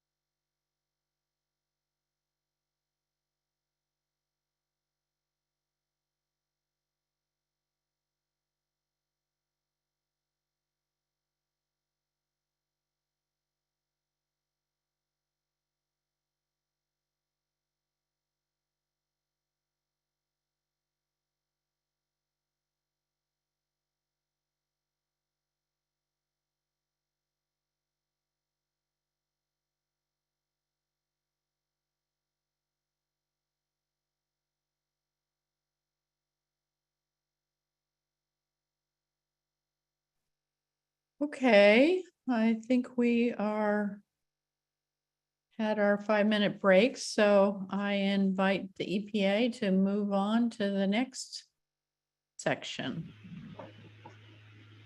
Yeah, thank you. If we can put the slides back up, we'll transition into health effects. And you can go ahead and advance to the next slide, please.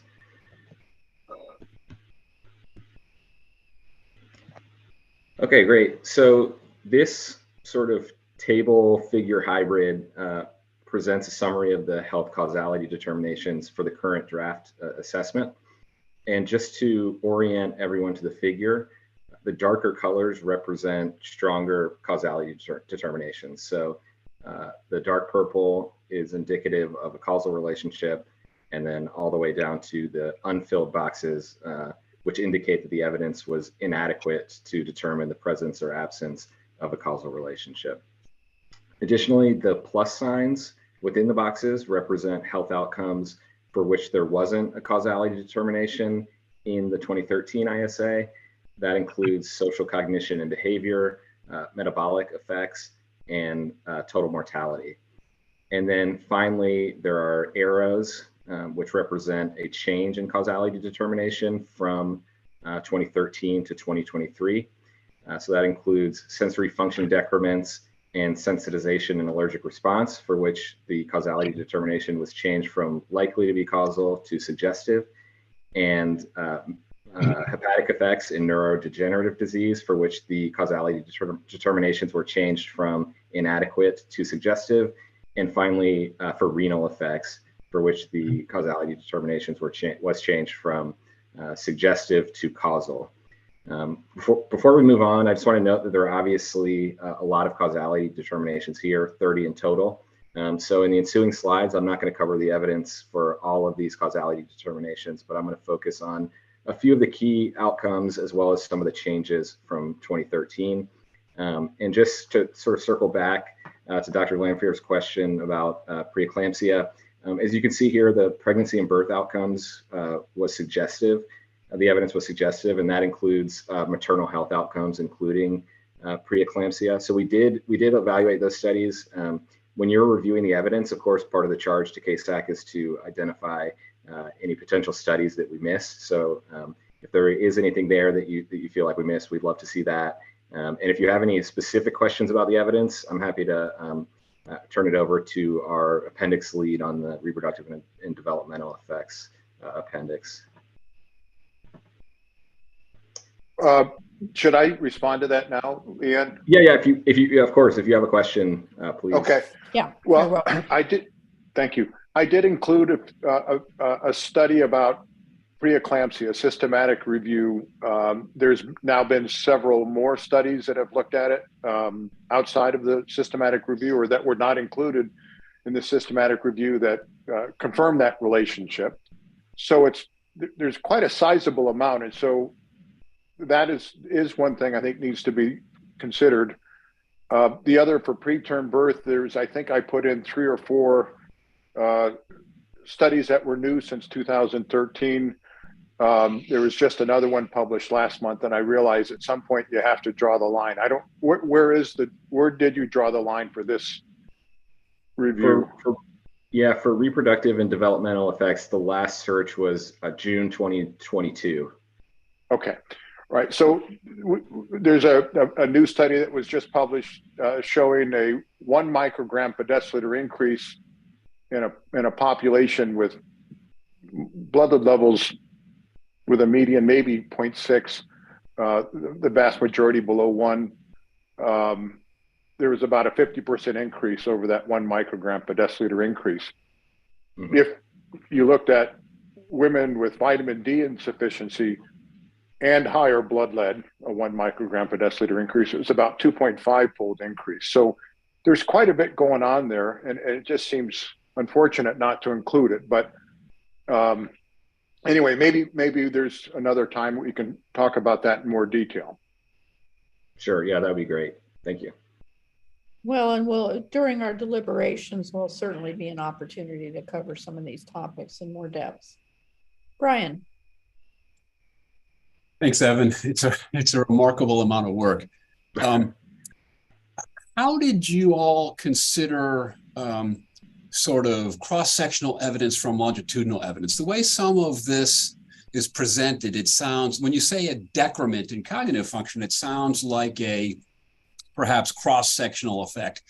But some studies document that these effects can be progressive over time. How did you also distinguish findings in relation to blood lead versus findings in relation to bone lead? And did you try to distinguish what might be a short latency reversible effect from a chronic, cumulative, perhaps progressive effect? Yeah, thanks. Those are really great questions.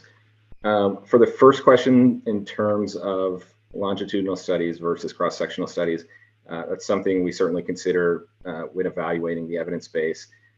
In the process appendix, we have a study quality table that sort of highlights the domains that we consider for each study, and one of those is study design.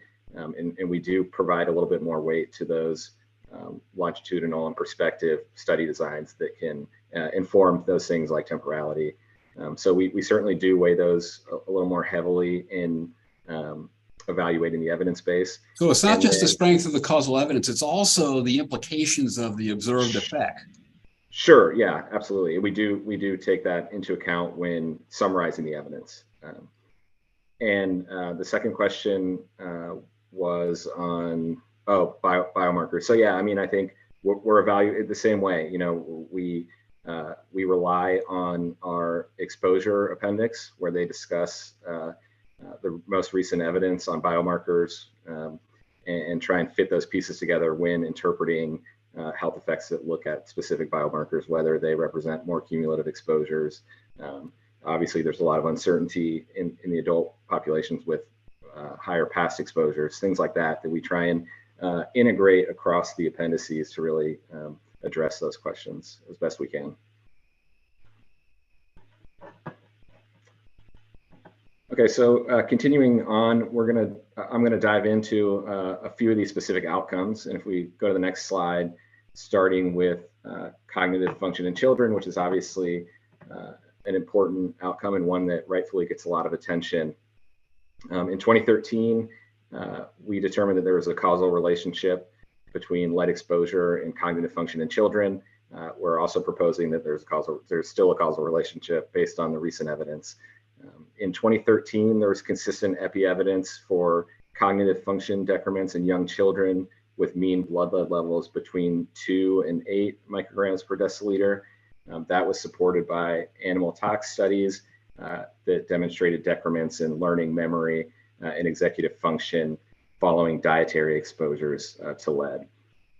For the 2013 ISA, we've really, for epi studies, we focused on study populations with mean blood lead levels less than or equal to 5 micrograms per deciliter. And these studies generally support the conclusions from the 2013 ISA.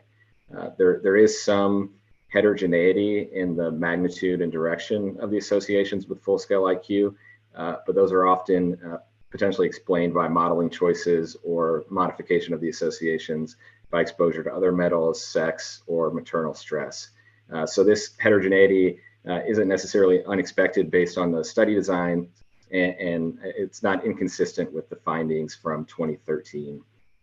In addition to that, we have a sizable number of new animal tox studies that are consistent with previous findings and coherent with the general epidemiologic findings. Next slide, please, staying on cognitive effects in children. As I mentioned, the 2013 ISA found that cognitive effects in children were substantiated to occur in populations with mean blood lead levels between 2 and 8 micrograms per deciliter.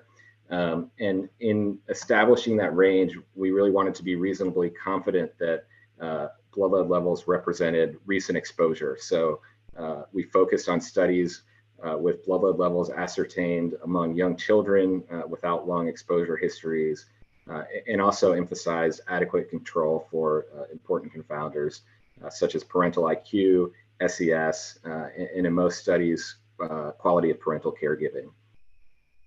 So for this draft assessment, we're concluding that there's no change to that lower bound. Of the studies that do have mean blood lead levels less than 2, which would really inform that lower range, they don't have many of the attributes listed above. Mainly, these are generally studies that include blood lead levels ascertained in older children with longer exposure histories. And then, as I mentioned on the previous slide, there's also some heterogeneity observed in studies with mean blood lead levels less than 5. That said, there is strong evidence, a lot of which comes from the 2013 ISA for a larger incremental effect of lead exposure on IQ at lower blood lead levels, so a superlinear relationship. And there's no evidence of a threshold in the EPI studies across the range of concentrations examined. Moving on to the next slide, please. So for cardiovascular effects in the 2013 ISA, we actually issued 4 causality determinations based on outcome groupings in the Surgeon General's report on smoking. And those included hypertension and increased blood pressure, subclinical atherosclerosis, coronary heart disease, and cerebrovascular disease. So in developing the current draft assessment, we sort of recognize the biological overlap between some of these outcome groups, specifically subclinical atherosclerosis and coronary heart disease. And sort of recognizing the interrelatedness, we decided to make a single causality determination for cardiovascular effects, which is also consistent with our approach to recent ISAs for other pollutants such as PM and ozone. So you can see based on the causality determinations from 2013 that the strongest evidence really came from studies of hypertension and increased blood pressure, as well as coronary heart disease, which was really driven by EPI studies that reported positive associations between biomarkers of lead exposure and cardiovascular mortality. And the recent evidence is really consistent with that. There are a lot more recent studies looking particularly at blood pressure, and those sort of strengthen the evidence base there. There continue to be studies that examine and report positive associations between biomarkers of lead exposure and cardiovascular mortality. So really, the evidence is pretty consistent between, in terms of the strength of the evidence is consistent between 2013 and 2023. And so while we only make one causality determination for cardiovascular effects, in that causal summary, we really try to emphasize the strongest lines of evidence and also point to the endpoints where there's maybe more uncertainty in the evidence. So next slide, please. Moving on to renal effects. This is the health outcome category that had the biggest change in the causality determination from 2013 to 2023. It was previously suggestive, and in this draft, we're proposing a causal relationship. So in 2013, there were several cross-sectional studies and a few prospective epidemiologic studies that reported associations between biomarkers of lead exposure and impaired renal function. Those were supported by multiple tox studies that reported lead-induced changes to kidney morphology and function, but those were generally at exposures that resulted in blood lead levels greater than 20 micrograms per deciliter. But the real uncertainty in the 2013 evidence was the potential for reverse causality. So the idea being that potentially impaired renal function could lead to higher blood lead levels due to reduced excretion rather than blood lead levels resulting in impaired renal function. So the evidence in 2013 has really addressed that uncertainty. There are recent prospective EPI studies that have the control for baseline measures of renal function. So in participants with similar baseline renal function, those with higher blood lead levels were found to be at greater risk of impaired renal function later on. Additionally, we have new tox studies that also report lead-induced impairment to renal function, and those are at lower concentrations. So both of these lines of evidence are coherent and really address that issue of temporality where the exposure precedes the outcome. Next slide, please. So as I mentioned earlier, total mortality, there wasn't a causality determination in 2013. There were studies that examined cause-specific mortality in the previous assessment, and those were all described in the relevant health sections and contributed to the weight of evidence and the causality determinations within those appendices. There were 2 all-cause mortality studies that were evaluated in 2013, and those were both discussed within the cardiovascular effects chapter, sort of with the assumption that that cardiovascular disease mortality was really driving that all-cause mortality signal. But in general, the strongest evidence was for cause-specific mortality was for cardiovascular disease mortality. In 2013, or in the 2023 ISA, we continue to consider studies of cause-specific mortality within the relevant health appendices. However, given some of the new all-cause mortality studies and in an effort to be more consistent with recent ISAs for other pollutants, the current ISA also includes a separate section that integrates evidence relevant to lead-related mortality and issues a causality determination for total mortality. Again, the strongest evidence is coming from studies of cardiovascular disease mortality, as well as consistent evidence from these studies showing associations between biomarkers of lead exposure and all-cause mortality. Additionally, the biological plausibility for cardiovascular morbidity supports a plausible pathway by which lead exposure could lead to a progression from morbidity to premature mortality. That's really the strength of the evidence leading to the causal relationship. There's also some very limited evidence for other causes of mortality. These are single studies that show associations between biomarkers of lead exposure and Alzheimer's disease and infection mortality. And there's some biological plausibility for those outcomes as well, provided by animal studies demonstrating effects of lead exposure on markers of neurodegenerative disease and immunosuppression. But really, that's more sort of emerging evidence, and I think that definitely the strongest evidence for total mortality comes from the all-cause studies, cardiovascular disease mortality studies, and the biological plausibility provided by the cardiovascular morbidity endpoint. Next slide, please. Okay, for the last 2 health outcome categories that I'm going to provide an overview for, these were both outcomes where the evidence was deemed to be likely causal in the 2013 ISA, and these have been changed to suggestive for this assessment. The first being sensitization and allergic responses. In 2013, we had a really limited number of prospective epi studies that reported associations between blood lead levels and asthma incidence. There's also some uncertainty in these studies because they had small sample sizes and particularly low case numbers and imprecise 95% confidence intervals around those effect estimates. Though the epi studies were coherent with a rather large body of animal tox studies that reported lead-induced physiological responses that were consistent with the development of allergic sensitization. So the change in the causality determination for this assessment, it really revolves around the epi. There are a few more recent epi studies, including some prospective birth cohorts in a larger population-based cross-sectional study. And the evidence from these studies is consistently null for the relationship between lead and atopic diseases. Again, there's still some uncertainty around the sample sizes, though, of course, this cross-sectional study has a pretty large sample size, but just in general, it adds a lot of inconsistency to the epi, where in the previous ISA, the amount of epi evidence we had was limited in number, but consistent. There continues to be tox evidence that supports a suggestive relationship, though, and so that's sort of where we settled on this determination. Moving on to the next slide.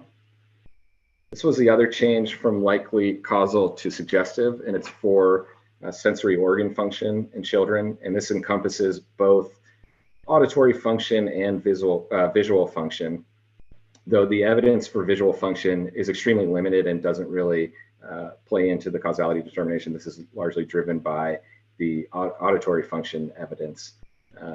And just sort of upfront, I want to say that the change in causality determination for this outcome really reflects a slight change to the description in the causal framework that was published in the preamble in 2015, which preceded the 2013 ISA, obviously. So it's not really a weakening of the evidence base here. This is sort of a change in the a slight change in the causal determination language. So quickly in 2013, we had a single prospective epidemiologic study that reported an association between blood lead levels and auditory processing deficits. We also had just a few cross-sectional studies that reported associations between blood lead levels and hearing loss, though there was a lack of biological plausibility from experimental animal studies. The recent evidence, there are a few more cross-sectional and case control studies. These are generally consistent in showing associations between blood lead levels and hearing loss. And we also have experimental studies, an experimental study that reports increased hearing loss in young adult rodents exposed to lead. So the evidence is somewhat consistent. It's a little expanded, but still a small body of evidence in total. And so the change in causality determination really comes from this change in the language of the description of the causal framework. So if you're looking at the 2013 version here at the bottom, it says, for example, at least one high quality epidemiologic study shows an association with a given health outcome, which is what we had in 2013. And then it says, but the results of the other studies are inconsistent. And so this sort of qualifier did not match the evidence in 2013. And so this was one that I think was sort of on the fence, and this qualifier sort of pushed it up to likely last time around. In the 2015 version of the causal framework, that language is no longer in there. And so if you read the 2015 version, it says when the body of evidence is relatively small, which is what we have, at least one high quality epidemiologic study shows an association with a given outcome, and or at least one high quality tox study shows effects relevant to humans. And so that sort of fit better with the overall evidence base for sensory organ function, in our opinion. So moving on to the next slide, I'm going to end with just a few key issues related to the health effects of lead that we considered during this assessment. The first is related to concentration response relationships for cognitive effects in children. This is something that I already covered when discussing cognitive effects, but I'll just summarize it briefly here to say that recent studies don't change the lower bound of the range of population mean blood lead levels for which cognitive effects in children are observed. Though recent studies that evaluate the shape of the concentration response relationship continue to support a superlinear relationship, where a lot of that evidence also came from the 2013 ISA. For at-risk populations, as I mentioned previously in the high-level overview, scientific evidence is adequate to conclude that a number of populations are at increased risk of lead-related health effects. There are two factors, genetics and increased stress, that were changed from suggestive evidence to adequate in this assessment. And then there is additionally suggestive evidence for a number of other at-risk factors, including older age, sex, pre-existing disease, socioeconomic status, and exposure to other metals. Finally, on the last slide for health, staying with these key issues, critical life stages and timing of exposure. The evidence in this assessment was consistent with findings in 2013. There wasn't strong evidence to identify an individual critical life stage or timing of lead exposure with regard to neurodevelopment in children. Studies provided pretty consistent evidence that blood lead levels measured during various life stages and time periods were associated with cognitive function decrements in children. That's consistent with evidence in rodents and monkeys, indicating that exposures during multiple life stages and time periods induced impairments in learning. And that's also consistent with our understanding of how the nervous system develops throughout childhood and into adolescence. So that's all for health. And of course, I'll pause here to take questions. Thank you very much for that summary. Does any members of the panel have any questions or comments they wish to bring up at this time? Howard. Hi, thanks for that. In terms of the windows of susceptibility, I just wanted to make a comment.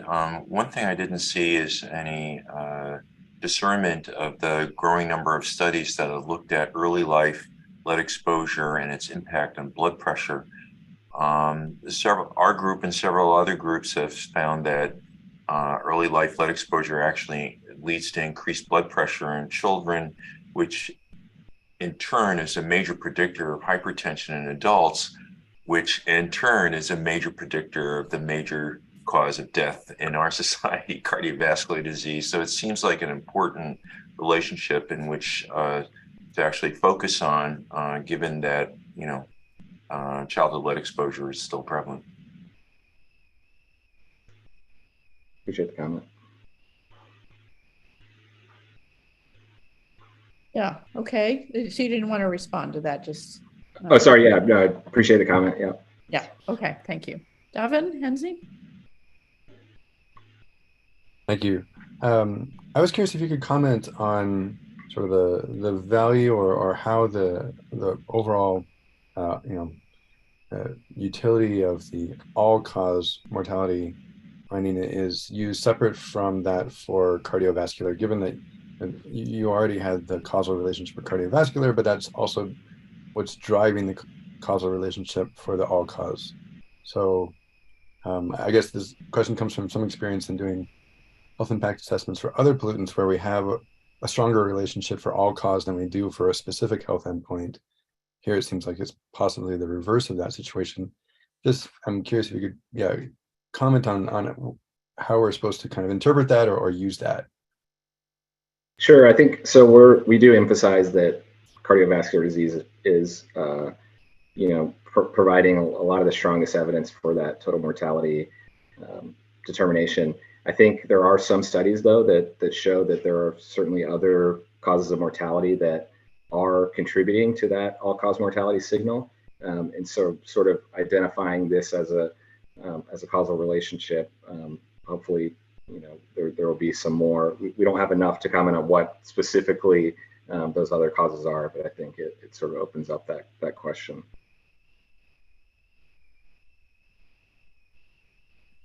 Okay, does that answer your question, at least enough for now? Enough for now, thank you. Yeah, okay, thank you. Bruce. Yes, thank you, Leanne. So a couple things. One is, and this is a follow-up on Devin's comment. When we looked at it, and in Haynes, we could come up with an all-cause mortality of 400,000 deaths a year. We ended up emphasizing the 250,000 deaths from cardiovascular disease because we didn't really try to unpack the total mortality. So we were more confident in the cardiovascular disease mortality. I imagine that's the same kind of thing you're saying. Is that right? Sure. Yep. Okay. Now that you've elevated the renal disease to a causal, of course, now we need more calculations. I wanted to clarify what you focused on with the key issues related to health effects of lead and the cognitive effects of lead. You mentioned in one slide, slide 40, that recent studies do not change the lower bound of the range of population mean blood lead. And I wasn't sure what you meant by that we're primarily looking at blood lead levels in the range of, let's say, 2 to 8 or 2 and less than 5. The next comment was about that the new studies really don't change the shape of the relationship, the dose response relationship. And so this is kind of an important distinction, right? My assumption is what you're saying is that that EPA is still saying there's no apparent safe level or threshold for the cognitive deficits associated with lead. Is that correct? Correct. Yeah, we haven't identified a threshold below which we're not seeing those effects. Okay. Thank you. Yeah, thanks. Christina. Yes, thank you. So I have two questions that I'd like clarification on with regards to some of the terminologies. So I'd like to know how stress is defined in the document, and also what is meant by residential factors in terms of populations at risk. Sure. So to the first question, for studies that examine stress, it's often they measure maternal stress, whether that's in animals or in epidemiologic studies. So that's the most common indicator for stress. And then for residential factors, there are studies that show that that people who live in certain in houses with certain conditions are more likely to have higher exposures to lead, things regarding dust levels within a house. And I would ask Peter, if you're on, if you could talk a little bit more to that. Sure. Yeah, I mean, in the exposure appendix, we tried to include factors that might lead to exposure disparities. And one of those things is socioeconomic status. And I think under that section, we actually do talk about like older housing and like pre-1970s housing being, a risk factor for greater lead exposure, either from demolitions that might occur or people that are, people living near where demolitions are occurring of those older homes, or people living in those older homes as well. Does that help? Yeah, it does. Those Okay. are some of the ones that I was thinking were, but I wanted to specifically ask. But just going back to the stress, is it only maternal stress, or are there other types of stress that maybe were measured by a questionnaire from adults or any other? I think because there's just so many ways to measure it. Sure, yeah, I want to know and there if are some were biological. focused on or some were excluded. Sure, yeah, and there are obviously biological measures too, things like allostatic load. So I think we didn't exclude any types of measures of stress when considering it as a potential at-risk factor. I think we just found that the most common measure across studies was maternal stress, and that's where we saw the strongest evidence. Okay, thank you. Mm-hmm. Thanks, Mark. Yeah, I just wanted that discussion actually, I think, highlights and illustrates the point that Howard made earlier about what vulnerability means, because I think in this case, the way the literature goes is that the maternal stress, when it's measured and looked at, I believe generally the papers suggest a different dose response between the lead and the outcome, whereas you were also talking about the residential factors, which simply put people at a different spot on the exposure distribution. So I just wanted to highlight that was, I think, exactly the distinction Howard was making in his earlier comment. Yeah, that's a great point. Thank you. Thank you. I'm not seeing any additional hands up, so maybe we'll move on to the next section.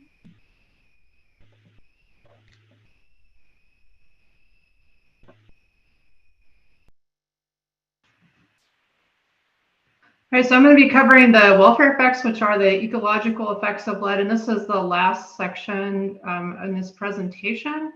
So next slide, please. So for the ecological effects, the topic areas included looking at concentrations of lead in non-air media, which includes soil and sediments and organisms, and we were updating information from the 2013 ISA.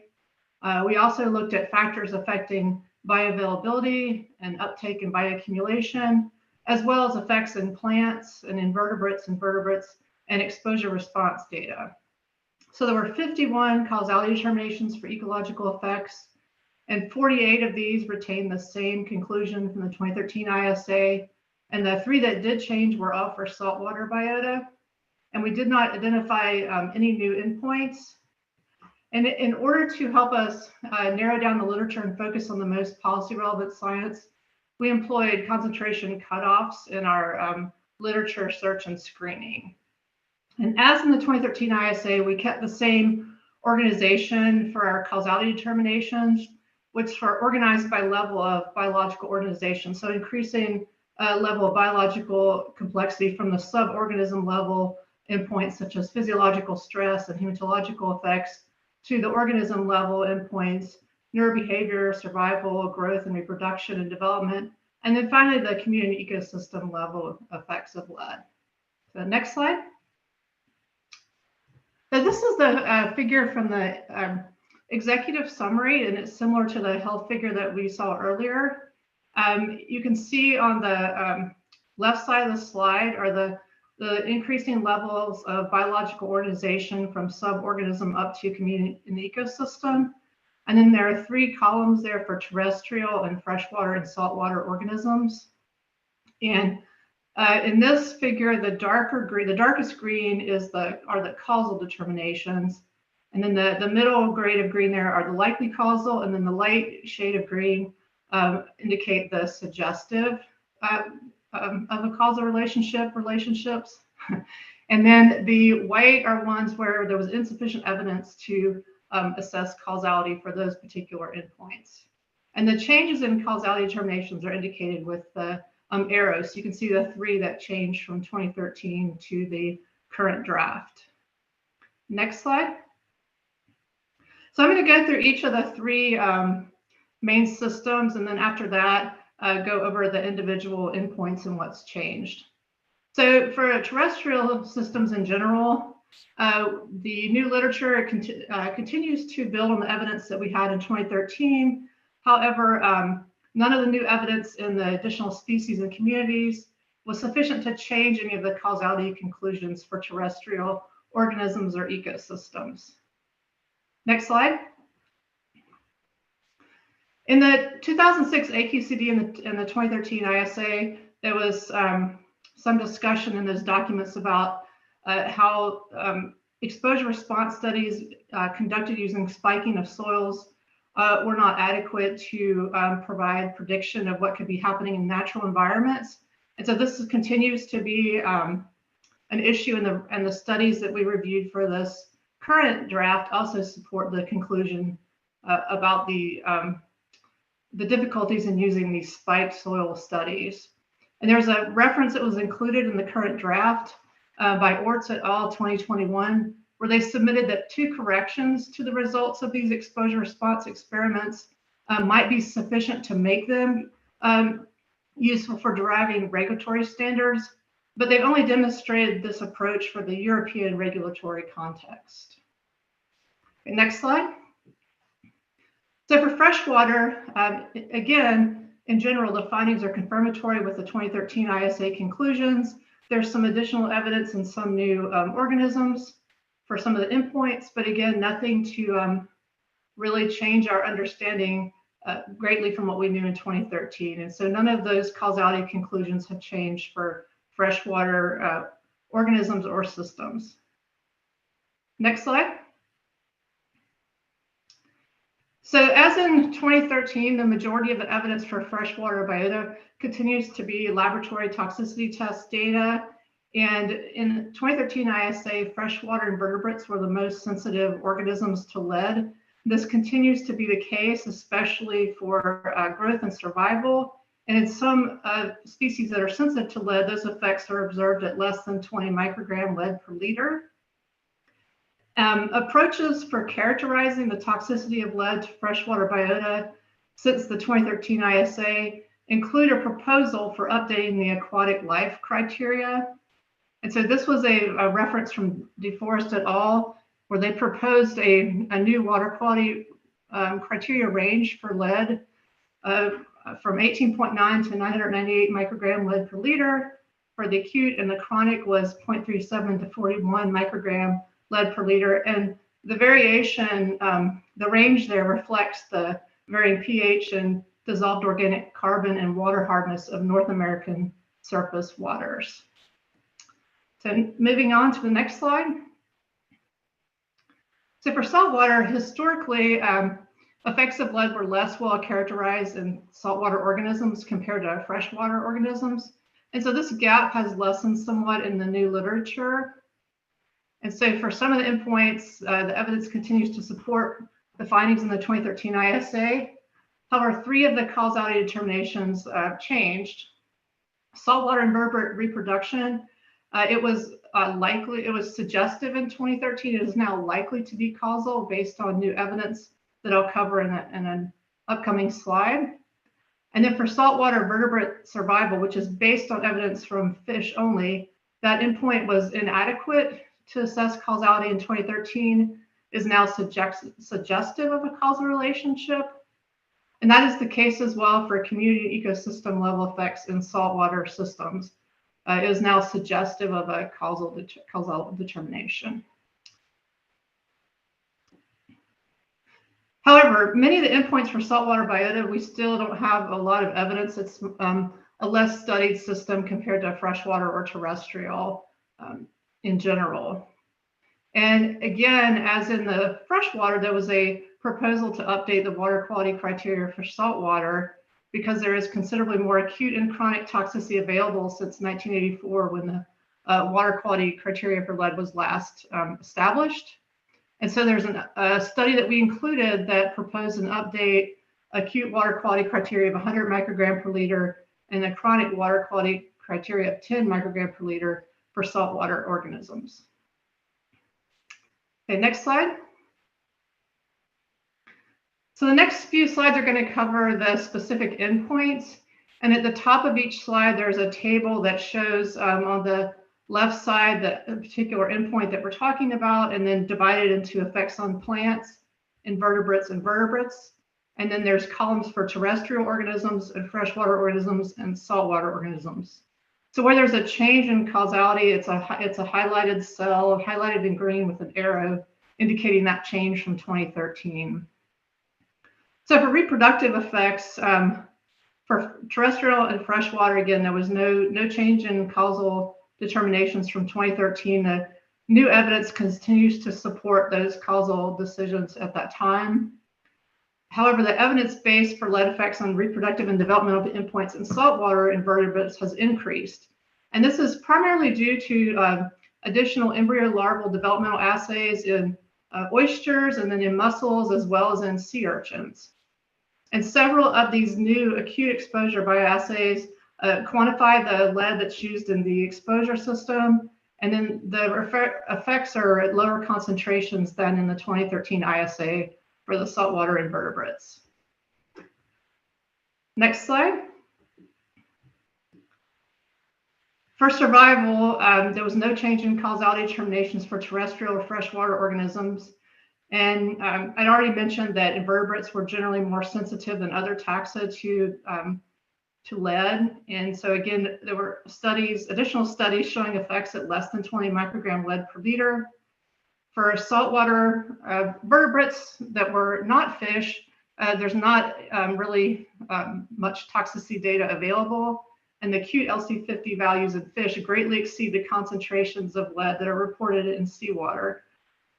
There are several recent chronic bioassays that were conducted with early life stages of 3 saltwater fish species, and the low observed effect concentrations and the no observed effect concentrations were lower than previously reported, and they quantified the lead in these experiments.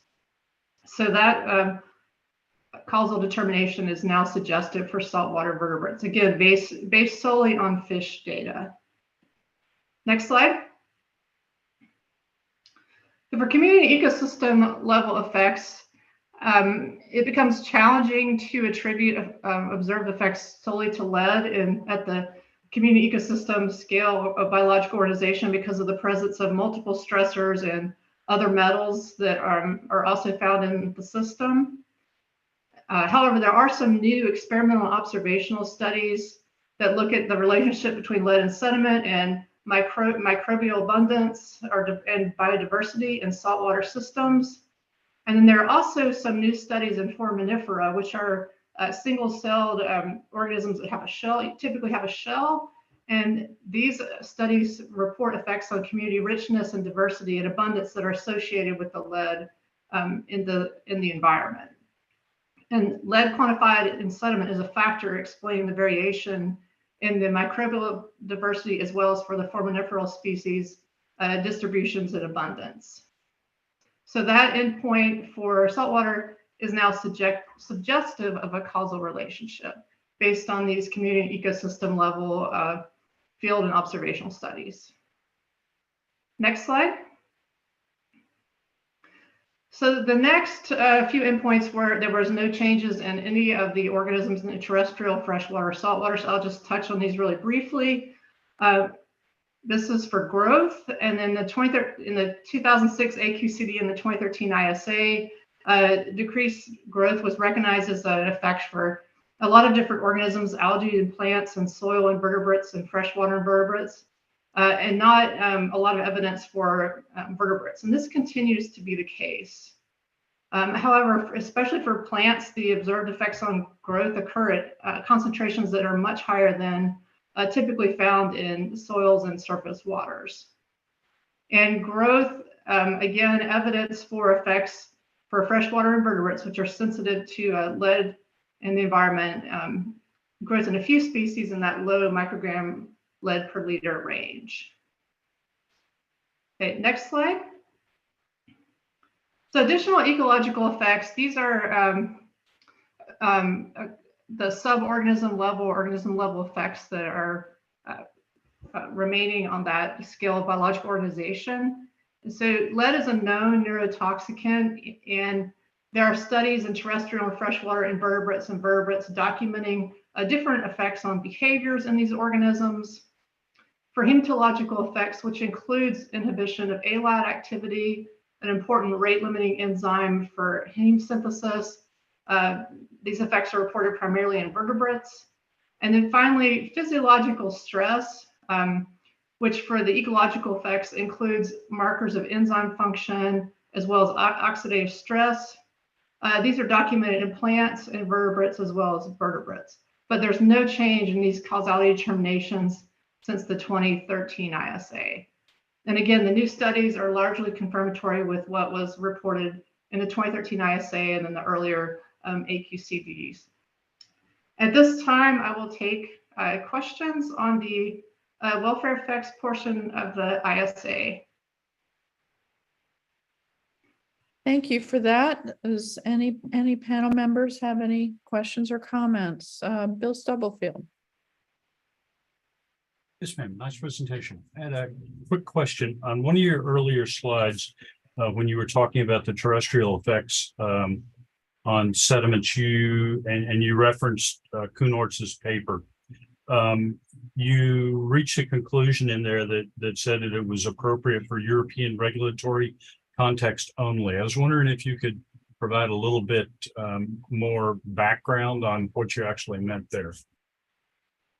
I might turn to my colleague who worked on the soils section for that question. That was the conclusion in their paper. They were working in the European context. So go ahead. Jean-Jacques Dubois can maybe take that, maybe give you some more detail. Sure. Right. So you're referring to the 2021 Orts et al., right? Okay. Right. So this is from the group that has done a lot of work over the last 15, 20 years on the difficulties and the problems with deriving accurate predictions from spiking experiments, right? And so in 2021, they came up with the idea of using these two correction factors, right? One for the cation exchange capacity and the other one for aging. So what they have done is demonstrate the use of them, the derivation of those correction factors, and the potential use of them for in the European context, meaning specifically what do they call this?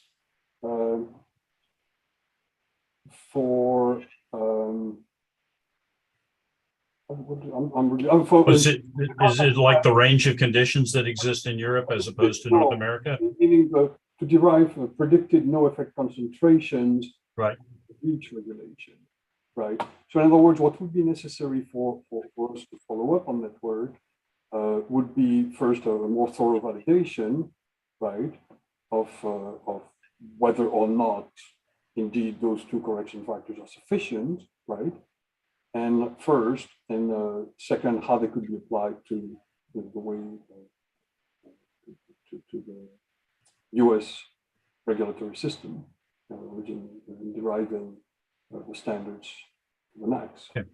So the question, well, I wasn't sure what was meant by it, by the way it was worded on the slide, but the question was, I mean, it seems to me that if the science is the same, then it's as equally invalid in the US as it is in Europe, at least from a scientific point of view.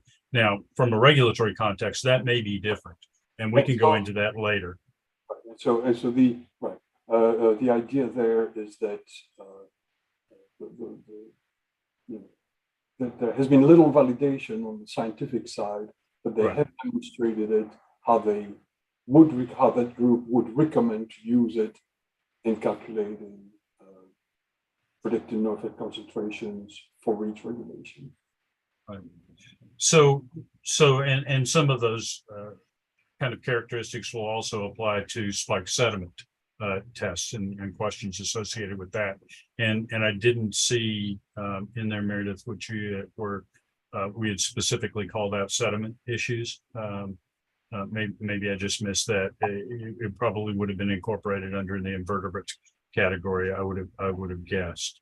And we can talk about that again in June. I guess the last question that I had is that the Office of Water right now is currently undergoing some reviews of lead under the CRADA agreement that exists with the metals groups, and I was just wondering if that was taken into consideration in this review, or whether the cutoff time was such that it wouldn't have been incorporated. Right. We cite that report, but the cutoff time was right about this time of our literature cutoff. So we have maybe for the final, we can bring some more information in from that report, but it is cited in the current draft. Okay. That's all. Thank you very much. Thank you. Great, thanks. Anyone else? So it looks like EPA has one more slide that you want to cover, and then I want to make sure that we open it up in case there's any last questions or comments from the panel. Correct, yes. I'll turn it over to Steve Dunn to finish up with the next steps. Sounds great. Thank you, Leanne and Meredith. Yeah, this is our final slide here. Just reiterating that we've released the draft ISA to you all and the public about 11 days ago.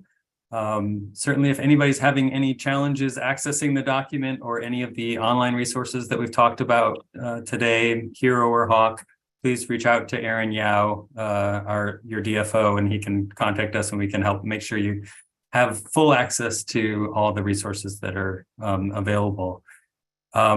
Also, with that release, started our 60-day public comment period. So that goes through May 30th and is announced in the Federal Register notice. So we're welcome public comments on the document as well. And as Aaron mentioned, we will be joining you in June. Looking forward to your thorough review and comments on the full document at that point. And that is Aaron may touch on this, it's a combined meeting to discuss both the draft ISA, but also the volume 3 of the integrated review plan that goes into the risk and exposure analyses. But yes, today's presentation was all about the ISA.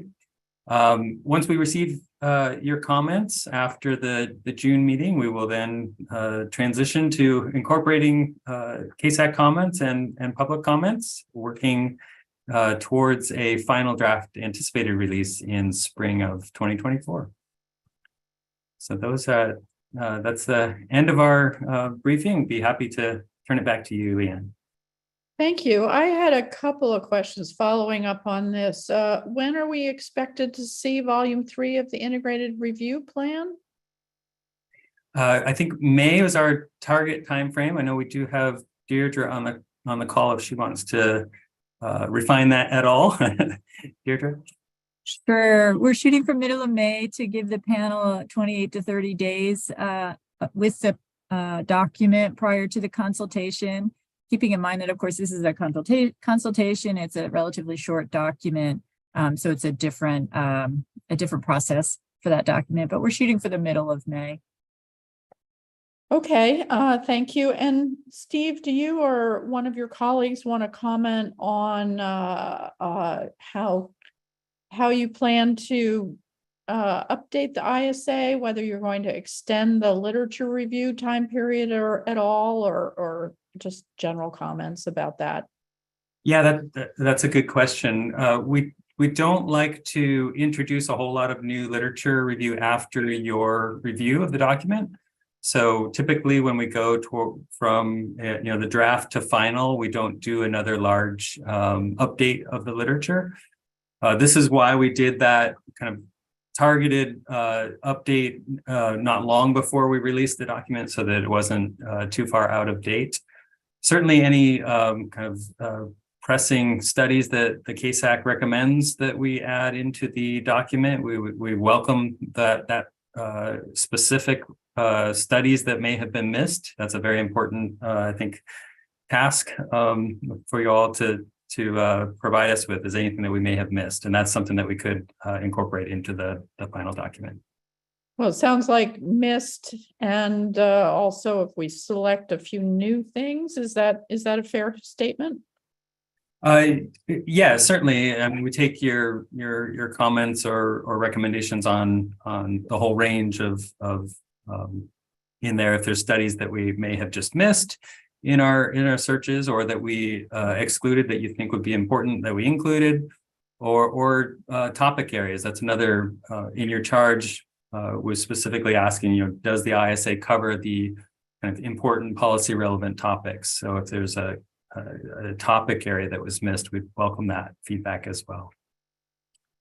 Thank you. Any other additional questions or comments from any members of the panel?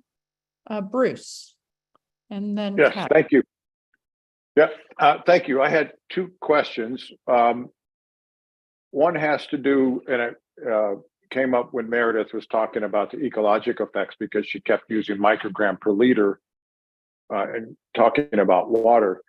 There's a number of people that are encouraging us to shift away from using microgram per deciliter in blood to microgram per liter for a few reasons. One is, as blood levels have gotten lower, it makes more sense to talk about 10 parts per billion or 10 microgram per liter as opposed to 1, because all of a sudden people start thinking it's almost 0, and why worry about it anyway?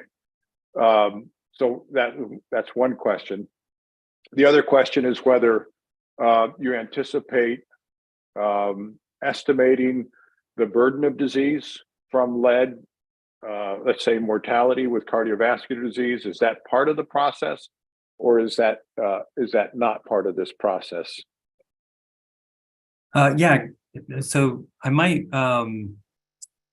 defer to others if we have any comment in the document about units. I think we've been relatively consistent in what we did in the 2013 ISA, and also consistent with what's I think common in the literature. Certainly, if there is a recommendation from CASAC to either shift those units or to make a comment in your comments about what would be more appropriate units, we could take that into consideration, either as putting a note in the document or potentially making those changes in the document itself. As far as burden of disease, I mean, I think that's really kind of getting down to the sort of the next phase in the NACS review. So here in the ISA, we're really trying to focus on the effects, and looking for what the effects are and what the levels are for those effects. And then it would be down the road when OER is looking into the kind of risk and exposure assessment, that they're really looking at quantifying that in terms of impacts on humans or the environment. So I think that's kind of down the road. Thank you.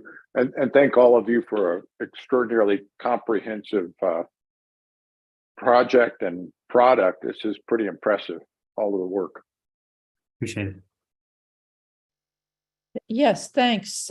Kathy. Yes, I have a somewhat delayed reaction to this question and answer thing. But in the toxicokinetics section, I just wanted to ask on slide 29, I noticed that the slope factor versus air concentration identified a couple of studies that looked at PM10 and some that looked at total suspended particles. Is it possible, or was it considered within those slope factor studies, a stratification on different particle size distributions? The reason I ask is because we did a study looking at occupational exposures, and we were able to find a handful of studies that looked at either specific particle size differences and the relationship between blood lead and air concentration, and there was a significant difference in the absorption, the transfer from inhaled lead to blood lead. So I was just wondering if that's possible. Great. Yeah, thank you. And we have plenty of time if there's any other lingering questions. I'm going to turn this one to Peter Byerly to see. Sure. Sorry. Yeah, I'll say that in our table that we have, and I'm just looking to the side because I have it pulled up, but our table 213 in the appendix actually lists all of the different air lead concentrations looked at and blood lead concentrations. And I'll mention that I know that Mung 2014, which is in our table there, actually did look at different particle sizes and the effect on slope. But the other studies, the other studies are containing other different sizes that they looked at in the different studies listed in the table. So I would just recommend looking through that data and spending the time there. So. Yeah, and we'll have lots of times to deliberate when we meet in June. Any remaining questions or comments from anybody on the panel before we wrap up this meeting?